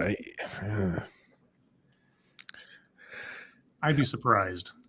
But also, okay, and I'm looking at the classroom. I'm thinking that she teaches, like, what, maybe at most maybe 4th or 5th grade, maybe something like that. Who knows? I'm trying to think back, and I know it's a long way to reach. How engaged I was in world events to the point where I would take on the burden mentally of the stressors of the world at that age. I mean, don't get me wrong. There are some kids out there, depending on the households they're in, or their, how they see things, can be sort of ahead of their time in that regard. But the pandemic is something you can't really avoid. Now you're at home instead of going to school, and I'm sure, and I know that there are plenty of things that go wrong because of that aspect of things. So that's bad enough. But everything else in the world and da da da da. I don't know. At that point, yeah, go ahead. I thought you were about to say. No. I was going to ask you. It's like, was there a point at which you knew about the wider world to the point where you took it on as some kind of like psychological burden, and were you that young when it happened? I don't know. Well, I mean, if you're correct about your guess at what level she's teaching at that point in my life, probably the biggest conflict in my life was the fact that I had used the Master Ball before I realized that it was the only one you ever got. And I'm just like, bro, it is taking me hours to catch this fucking Mewtwo, dude. Some bullshit. I'm like, you don't get any more? You just get that one. Some bullshit. And I can't, like, I think I caught like something so fucking basic with it too. I'm just like, hey, guaranteed. Gotcha. Yeah, that was probably the height of my concern at that age. Oh, geez. Thank you, Dark Resurrect. She is talking about kids. They just want to see their friends. I don't think they have the weight of the world on their shoulders. I'll say something in a second. P-Dog, were you involved or aware in any way, shape, or form of the world events and society stuff? Again, I'm guessing. I don't know what she's teaching. I'm just looking at the size of the desks and everything. I'm thinking it can't be more than maybe 5th grade or so. So at that age, what is that, like 9 or 10 or something? Major events, I suppose. Like for example, in 4th grade, I remember Nixon resigning. That's a big thing. I remember Gerald Ford falling down a lot because Chevy Chase played him. And they kept, they talk about the gas crisis, but I didn't buy gas, so it didn't really affect me. Stuff like that. But I don't know. By 9th grade, I did. I remember the hostages being taken and the whole thing with Reagan. I remember the Reagan-Carter race. Vaguely. Not that I followed it as closely then, but so I guess you start becoming aware of world events, and when you're around that age, I guess. I'm wondering, the way that she's been talking. I know, I'm not a psychologist, but I do know on a couch. It feels as though she's projecting a heaviness of psychology on her students that she doesn't know that they possess, but that maybe she has absorbed of her own experiences with her adopted kids. Maybe, here's the thing. And I kind of talk about this all the time. Kind of when let's get an example how we're told, where we tell people of us melanated people that you can't get ahead of this world because the white man is holding you down. Okay. I kind of understand where she can be coming from there, where you drown hope in kids by telling them that, if you go out in the street, you're going to get killed by an officer every day, when that's a rare occurrence. So I kind of get, I kind of feel where she's going here. I Hmm. don't know how serious she's, you know, I don't know how far she's going with it. Let's put it that way. I think I mean, like I said, there's always a kernel of truth in this stuff. And she was talking about, like I said, some common sense stuff. It's just that the packaging, hope theory and science of hope and all that. And it's like, Yeah. I mean, it's kind of, there's some basic psychological stuff going on there, but it's like hope theory. I don't know. It sounds new ageist. A little bit. All right, let's continue. We have to give them hope. And it's not, oh, you don't have to change your curriculum as an educator to do this. These are simple practices, from giving choices on a project to giving students input in your classroom rules and community to doing project-based learning. Okay, having your kids involved in your classroom and their education, not a bad thing, but also not a new idea. And also my pause game is on point right now. But okay, I mean, maybe she'll say something else in the next beat or something. But I'm not hearing anything that's like revelatory, innovative. This is not new news to me. This all sounds like basic shit you should like know if you're going to be a teacher. Because like the way, once again, we find ourselves in a position where the way that she's explaining this concept kind of paints the narrative that it's the opposite in the classroom. You know what I mean? Like there is no hope. It's all negativity, and they tell the kids that they won't succeed, and that's the norm. And now she's talking about this new thing where you actually encourage kids and help them and stuff. Not like what's happening now. Yeah. And I'm just like, but that can't be the case, can it?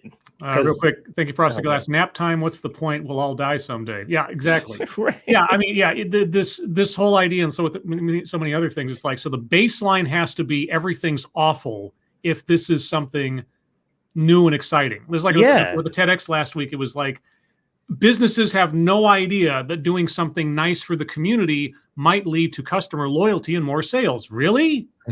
I mean, so either you live in a bubble, which is entirely possible.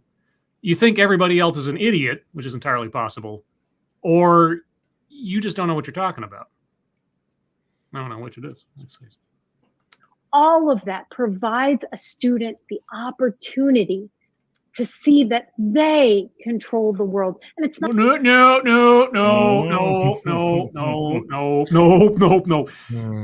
Giving kids the opportunity to take part in their education is one thing.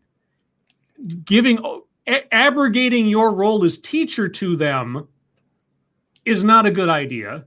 And convincing them that they control the world.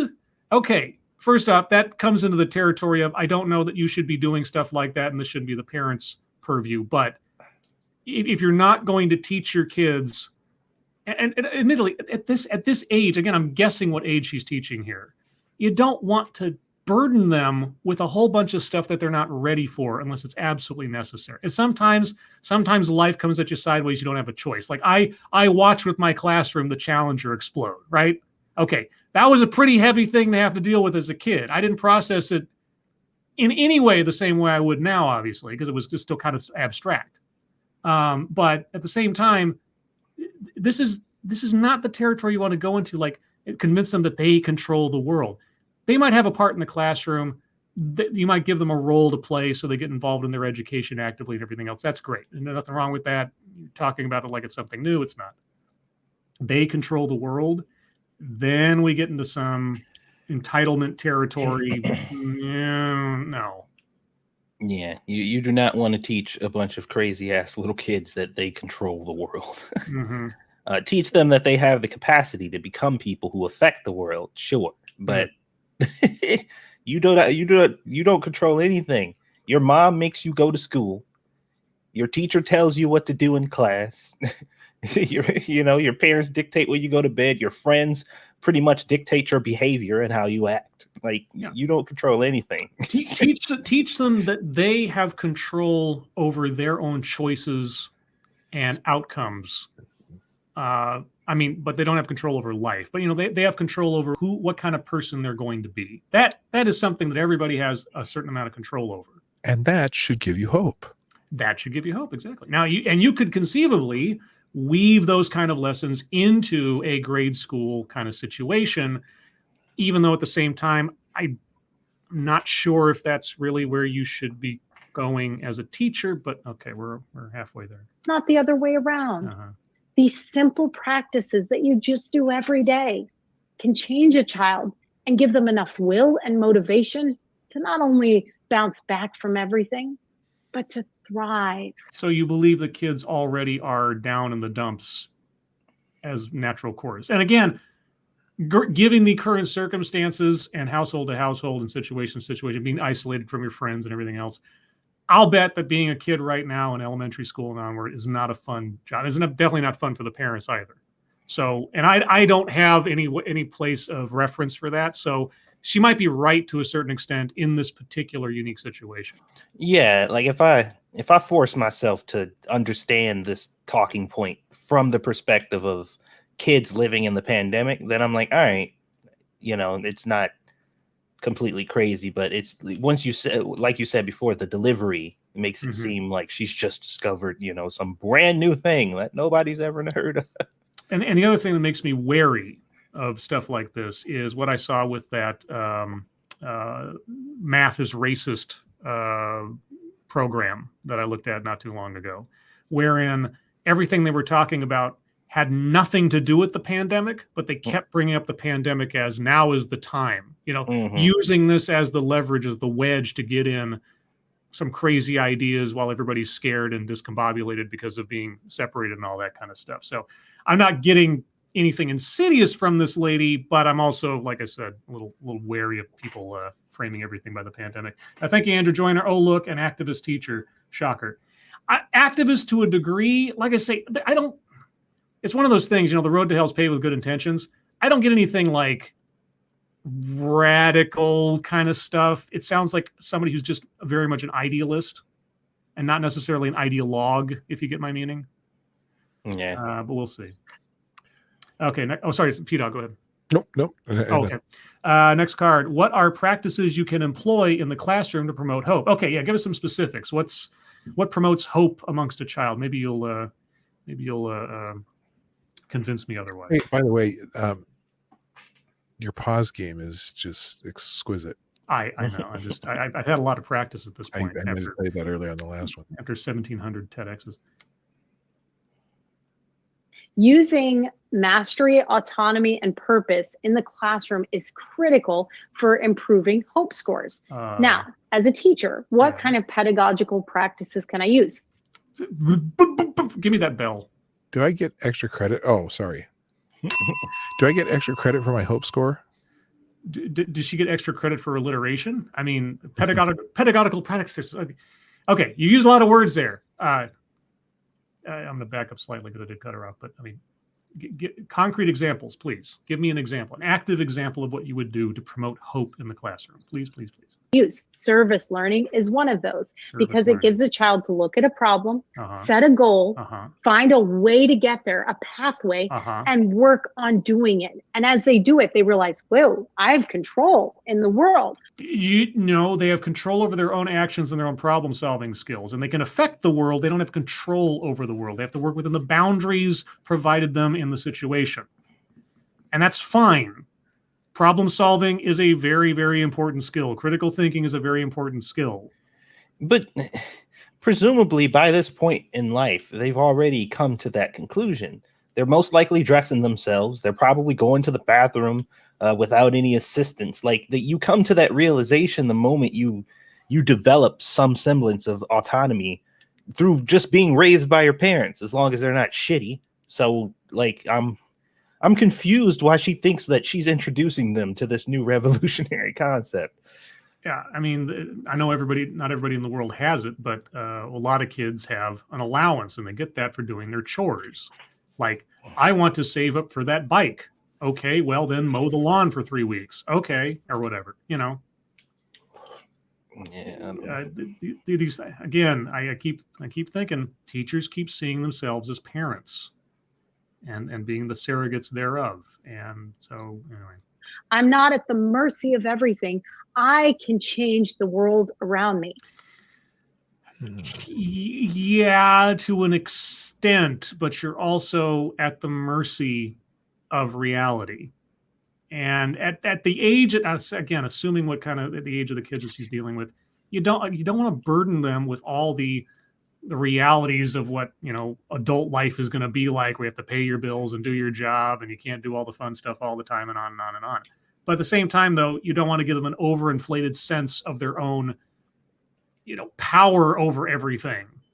Yeah, because I mean, the attitude of, you know, it kind of is what it is causes a lot of problems in society. You know, Mhm. a lot of people see things as, you know, these really bad situations, and they're just like, I mean, you know, what are you going to do? That's how the world is, or whatever. And it prevents people from doing something about it in a lot of cases. And I know that kind of mindset, the do something about it when you see it, leads to a little bit of toxicity when it comes to activism and shit like that. But for the most part, you know, I don't think it's necessarily a bad move to get people into that mindset. Like, you don't just have to accept everything the way it is, you know? Right. Yeah. Critical thinking with critical action. That's exactly. That's all it is to it. I mean, as long as you got those two things together and you're being reasonable, it's fine. Yeah. But again, like if everybody, what was the phrase? If everybody's a president, there are no. I forget what it's called. Anyway, it was like that Agents of Change thing. Well, I mean, if everybody's special, nobody is. Yeah. Well, like that was with the changes to change things on my TEDx. It was like we wanted to create a group where everyone is a leader. It's like no, not everybody can be a leader. If everybody's a leader, there are no leaders. Yeah, there's literally no leaders if everybody is one. And not only that, I can affect it in positive ways. That boosts their overall way power, the way to get there. They're figuring out a pathway, and their willpower to get there. Plus, it gives them a chance to meet those goals, so it gives them purpose. With mastery, autonomy, and purpose, working for that hope score through project-based learning, service learning, giving them choices, simple as giving a choice board in a classroom, that's going to boost a child's hope, because you're giving them a sense that that child has the power to change the world around them. Why don't Did you rewind the video? No, I didn't. She just has one line that doesn't say anything. Okay. How about focusing on, I don't know, academic achievement? You know, like mastery of knowledge, so that they can take that knowledge and change the world around them. You haven't given us an example, so I don't know what you're talking about. It sounds more like you are building activists than you are academics. Scribe, you can't manipulate educated children.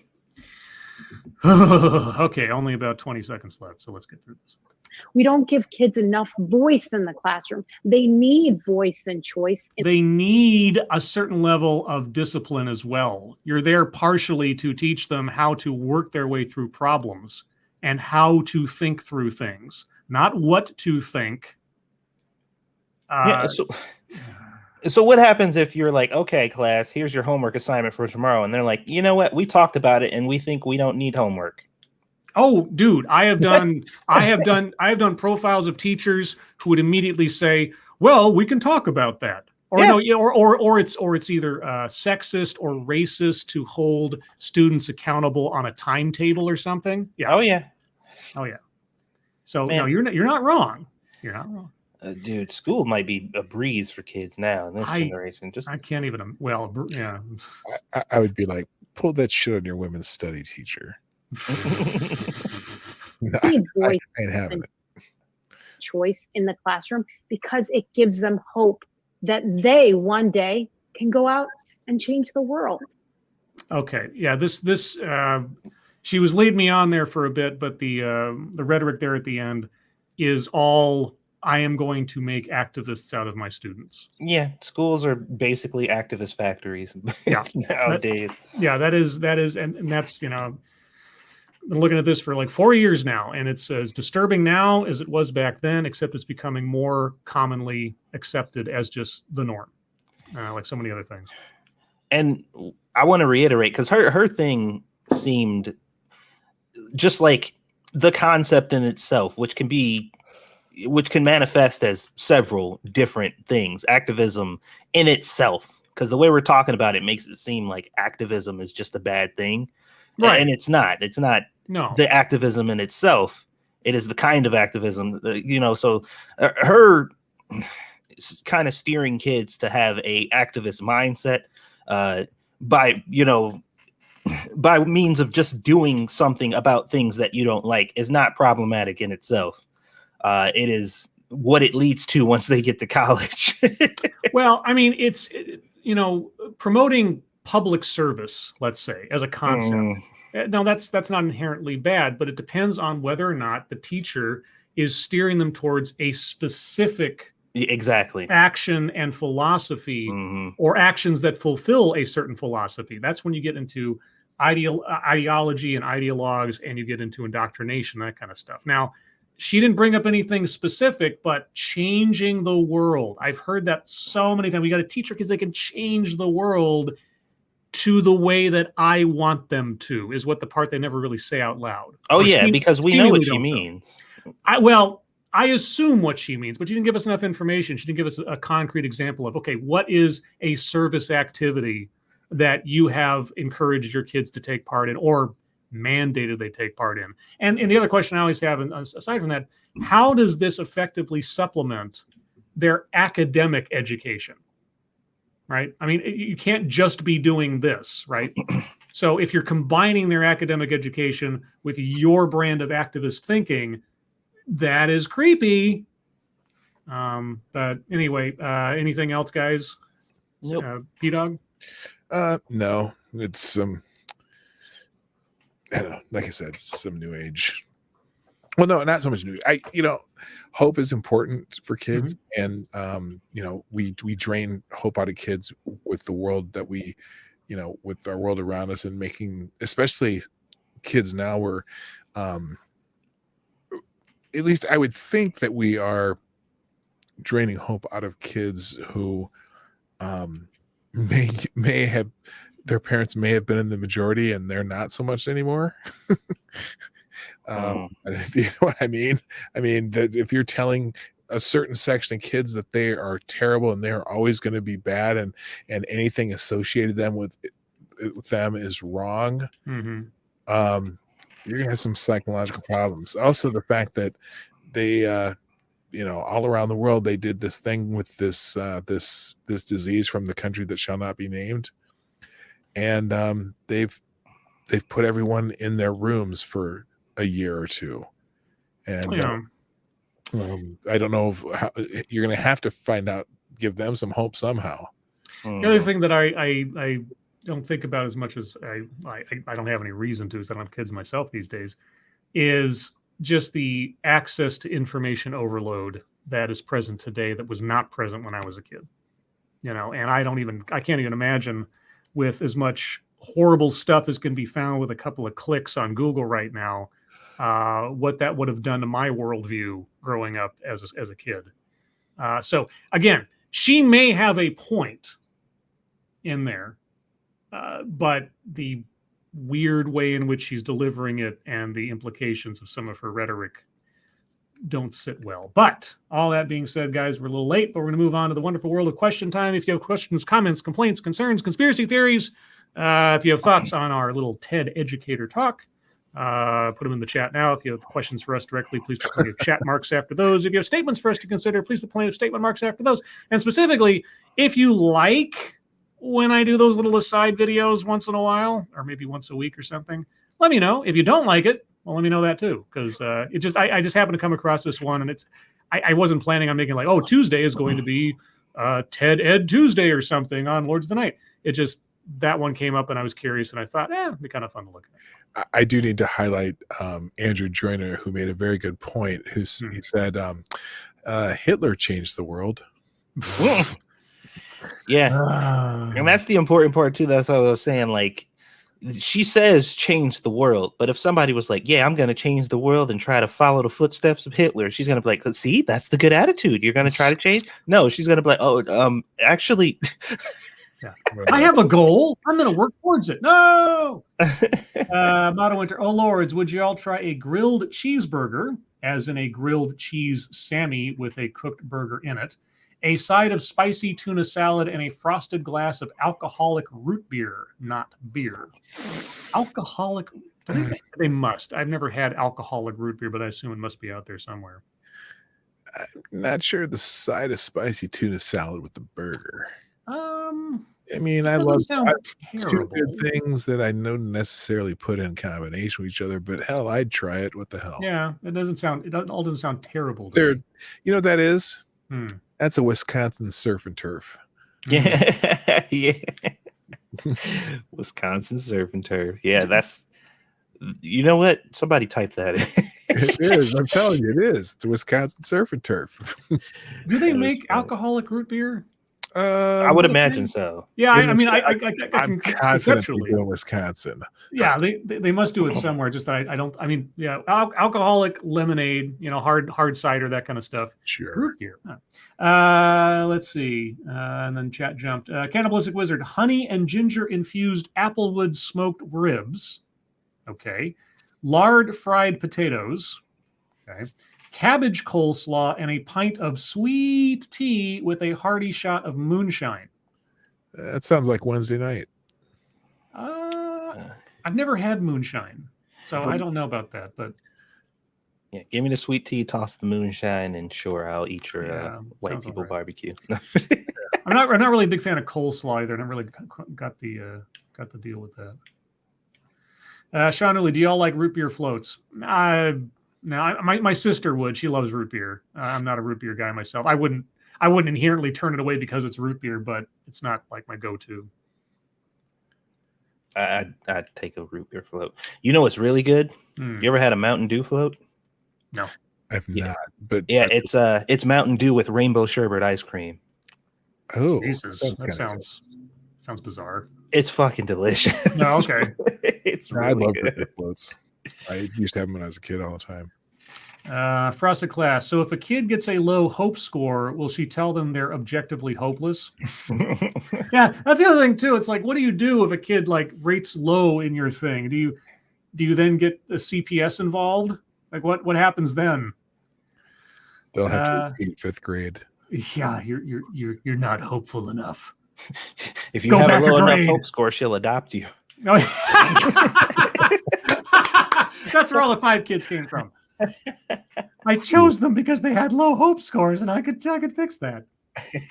Tack Alpaca, dude. Satsu and Scribe watch Gothics, and has P-Dog watched her since having her on his show? Am I going to be a bad person for saying off the top of my head I don't know who Gothics is? No, that's okay. She's fairly new, although she's blown up very quickly. What does she do? She's she looks like a black punk rock, but she's a kind of conservative black woman. She's pretty cool. She's just funny. She reminds me of and I, not in a bad way, I would say Candace Owens, except she's not as cringy. And a lot of the stuff that she started out talking about almost sounds like people discovering 2016, but I really like her style. She's fun to talk to. I had her on my show. She's very interesting, and she's just into critical thinking, but she tends to be on the conservative side, so she gets a lot of flack. She was a Twitch game streamer and a fairly successful one. He switched over to YouTube and started doing more social commentary. And yet I have watched her since she's been on my show. In fact, I saw her stream the other day and said hi to her, and she's still friendly with me, at least. And so, oh, okay. No, she has some pretty good videos. She literally, I started watching her. She has 3,000 subscribers maybe 4 months ago, and she has almost 200,000 now. Oh, yeah, what am I doing wrong? Jeez, she blew up. What am I doing wrong? I'm doing this, right. Since 2000. We're not girls, I think, is the problem. Yeah, she's attractive, and she has interesting because she's kind of Gothics is her name. She has kind of a goth look to her too. Very nice lady. I really enjoy listening to her, and I had fun when she was on my show. She's a nice gal. Backscan 3030. Satsu, what do you think of So I'm a Spider, So What compared to Reincarnated as a Slime? I actually like that show. It's on my list of videos that I'm going to be working on coming up pretty soon. It's another isekai. It got transferred to another world type show. It's pretty good. It is as the story's kind of all over the place because the way they try to tell it is actually kind of stupid. But the show itself is entertaining, at least the spider portion of it. Everything else is kind of meh. So I'll talk about that more when I get a chance. Peter Silent Katie's 313. I like the Ted Quickies, Scribe. Quickies. Hadn't thought of it like that, but all right. Ebony Williams, P-Dog, favorite genre of music? I go back for I love like 70s and 80s funk. I was a big Prince fan. I still am, even though he's no longer. And I like people who can sing regardless of the genre. So then that can range anywhere from Otis Redding to Tom Jones to Kurt Cobain, who had a very just interesting, unique voice. Even to Rick Astley. I mean, people who can sing. Hey, Rick Astley's still putting stuff out. You have to go to his channel. He put out a cover not too long ago or something of a Foo Fighters song, and it's great. Oh yeah, no, in fact, he showed up at a Foo Fighters show, and they did him singing his song. But anyway, I like singers, and I don't, except for Beyonce, I can't stand. Oh damn, you wasn't fucking around, dude. 7 months ago is when she started her channel. She's almost at 200K. Jeez Louise. Yeah, no, she's yeah. What am I doing wrong? She's an interesting watch, though. I have to go. Motto Winter, oh lords, why is Dog Cat Fox raising an army of squirreless meth tooths to fight the Lunarians? Because those little bastards have to go. Those little rats need to get out of my pantry. Lunarians, exactly. Lunarians. They're like vermin. They're like rats on the moon. Like they're like the lunar version of rats, and Dog Cat Fox, sort of keeps them away, and they're just kind of a pest. It's not intelligent life. It's just, annoying life. That's all. Mystery of Scribe, have you seen The Irishman starring Robert De Niro, Al Pacino, and Joe Pesci? No, I haven't.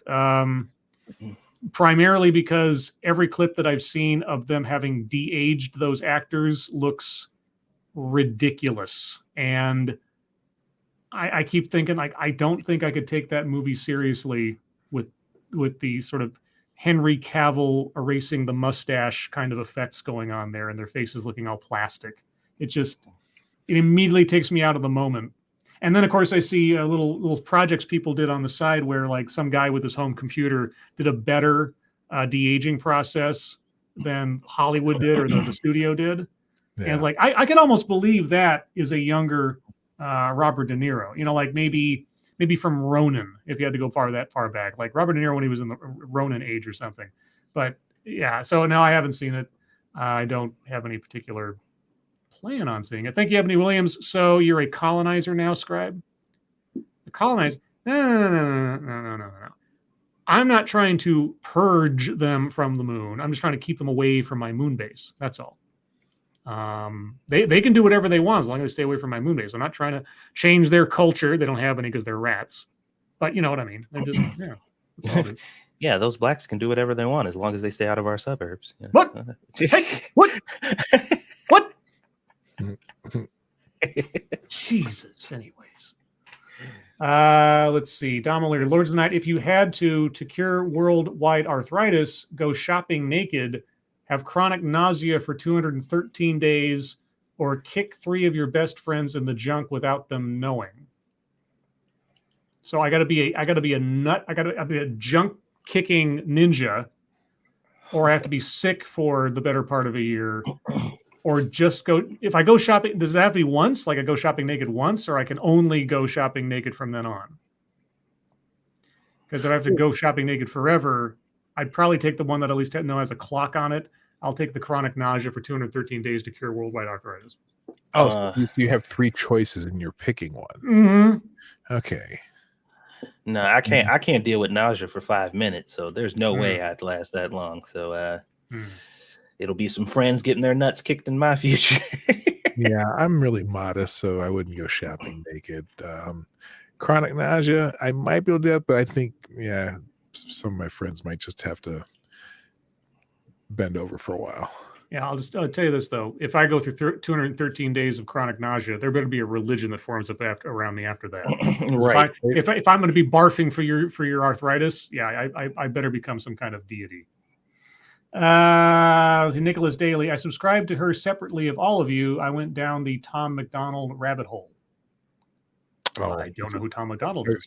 Talking about gothics, Tom McDonald is a rapper on YouTube who produces very slick looking videos and has messages that are seem to be pleasing to some of the newer conservatives. Okay. Or let's just say he has anti-woke lyrics for the most part. All right. Mr. Yes, P-Dog, any plans to leave the Minneapolis area? No, not for any reasons that are of current events. I live in a third ring suburb, so I don't see a lot of the nonsense. Although we did have one protest last summer at our police station because our police station was doing like a yard sale, and so the people came out and heard that the Eagan police were doing a yard sale, and then they protested it, so they canceled it. But other than that, we don't see any action where I live. The only reason we thought of leaving Minneapolis is because Lady Boomer likes the idea of moving to Denver because she likes Denver, but that's not on a near trajectory plan. Let's see. Data Wasteland. I guess you never saw Ratatouille. Moonian's Lives Matter, Scribe Light. I saw Ratatouille. I saw Ratatouille. It's a cartoon. The Lunarians are little bastards. Well, I'll tell you what. If you saw Ratatouille and you think that's a lesson for life, then I would curious to see your kitchen where you let rats just swim around in the soup. Hey, Ratatouille had a lot of hope. For a second there, I thought it said a lot of Pope, and I'm like, what? Well, both. Pope and hope. Pope on a hope. Backscan 330. You are offered an injection that would cause you to projectile vomit every time you sneeze for a year. What's the least they would have to pay you to take it? The least they'd have to pay me? How many times do I sneeze in a year? I mean, allergy season would suck for me. I guess that's true, but I mean, even then, I'm trying to think. Like, I'm not a chronic sneezer, but I mean, it would be inconvenient. I mean, I'd have to carry. I mean, if yeah, go ahead. I think the bids would have to start at 5 million. Something like that, yeah. Because I mean, I could plan ahead if I knew that was going to happen. Then, if I had something on me when I had a sneeze coming on to like have a bag over my face or something, then yeah, I mean, it wouldn't be fun, but it'd be manageable. And for them, that amount of money, sure. Because I'm trying to think, like, I'm not a chronic sneezer, and even an allergy season these days, it was really bad when I was younger. My hay fever was terrible. Now it's kind of died off over the years. Satsu? The minimum amount? Yeah, I think around the 5 million range would be good enough. So that way I can pay off anybody I puke on in the process. Ebony Williams, any of you aware of Zuby? I am aware of Zuby. I see him on Twitter all the time. Oh yeah. He cracks me up over on Twitter. He's cool. Nicholas Daly, P-Dog, have you introduced the Lauds to Tom McDonald? Well, apparently not, because I've never heard of him. So. Yeah, no, we just spoke about that, and I haven't. I haven't talked to you guys in a while because I'm usually in bed by the time you start, so I listen to replays more than anything. Yeah, I was telling P-Dog before the show started. It's like, we've Satsu and I have kind of, for the most part, not completely, but kind of turtle shelled the last several weeks and trying to like get our own rhythm with after Monkey's departure. And I just keep feeling like, we gotta start having people on again because we just kind of like, we haven't been doing that much. So I'm on. Well, I mean, I appreciate you coming on. Let's see. Gulf City Peterbilt, Scribe Light, look up not your father's root beer. Okay, I'm assuming that is an alcoholic root beer. Okay, yeah, like I said, the concept had never occurred to me before. I'm not surprised it exists. I'm just kind of like surprised that at this point I've never at least encountered it, because like I said, hard cider, hard lemonade, that kind of stuff is always, I've seen that forever, but hard root beer, it's just, yeah, okay. Let's see, Mr. Yes, Lord's Night, favorite Don Rickles joke. Oh, just Don Rickles himself. I mean, that guy was just, I guess the one, there's one line from Dirty Work, if you guys ever saw Dirty Work with Norm Macdonald, where Don Rickles is in that. And it's a line that my sister and I crack up over every time we talk about it. There's a part at which Don Rickles is confronting these guys at a movie theater or something. And he looks at Norm Macdonald and says, why don't you get a horse and go move into the mountains? Leave everybody alone. And there's just something about like, go get a horse. So that's just like these things to put together. Just the way he says it, it's just, I don't know, it cracks my sister up. So I guess if that's a joke, that's my favorite Don Rickles joke. Satsu probably has no idea who Don Rickles is. I've heard the name. Oh my gosh. Well, he's the baby of the group here. He doesn't know anything. That just unfathomable to me, but you know, and Don Rickles is old for me, but CPO Sharky. He's a classic insult comedian. Yeah, and probably the last guy who could have gotten away with everything he was saying before he died, because no one these days, only Rickles could have gotten away with it. Oh, I just looked him up. I've seen this guy before. Mm-hmm. Oh yeah, he's been all over the place. But, in fact, he was in the Irishman, I think. Well, he was in Casino. I think the Irishman came out after he died. Oh, that's right. He was in Casino. As far as like Scorsese type things are concerned, I don't know if he was. I think that was his only gangster movie he was in, but then I don't know what he might have been doing back in the olden days with Sinatra and all. So who knows? Yeah. But with that, everybody, we're at the top of the hour, and thus the end of the show. Mr. Scarlett, what was that John Malkovich movie with Clint Eastwood? That was the was that In the Line of Fire? Was that I think? I don't remember. Something like that. Anyway, I remember that one because the ad was a clock that turned 1963 into 1993 because it was a allusion to the Kennedy assassination. But anyway, everyone, thank you for joining us. As always, you guys are the best audience in the world. Moderators, thank you for keeping an eye on things, even though you're so well behaved. They have very little to do. Everyone who donated, thank you so much for your generosity. I really do appreciate it. P-Dog, where can people find you next? Well, you can find me on Twitter. I put that link in the chat. And then tomorrow morning, Morning Night Live, 10 o'clock Eastern, 9 o'clock Central on the Dawg Knight channel. Be there and have a square meal and bring something to drink, because we usually have a simultaneous sip a la Scott. What is his name? Scott Adams? I don't know. Sure. Anyway, Morning Night Live, Dawg Knight channel, links in the chat. And Satsu, are you doing anything after this? I might actually get ahead of trying to get some of this stuff done, do some pre-prep so I can start doing this massive editing that I got planned. All right. As for myself, well, you'll find me next for sure on Thursday for TED Excellence, but we'll talk about that tomorrow. But with that, Satsu, thank you for joining me as always. Yeah. P-Dog, thank you so much for coming on tonight and visiting with us. Definitely my pleasure. Thank you, sir. Everyone, you can find us tomorrow night on Satsu's channel at 6 p.m. Pacific, 9 p.m. Eastern for the next episode of Lords of the Night. And your lives make us sad. And we will see you tomorrow. Bye, guys. Toodles. And got my copy of Screw the Roses, Send Me the Thorns, the romance and sexual sorcery of sadomasochism. Sadomasochism. And today's secret word is me. Hey, that's one of my pronouns. Me. It's all about me. Don't you love it? Yes. No. Oh, okay.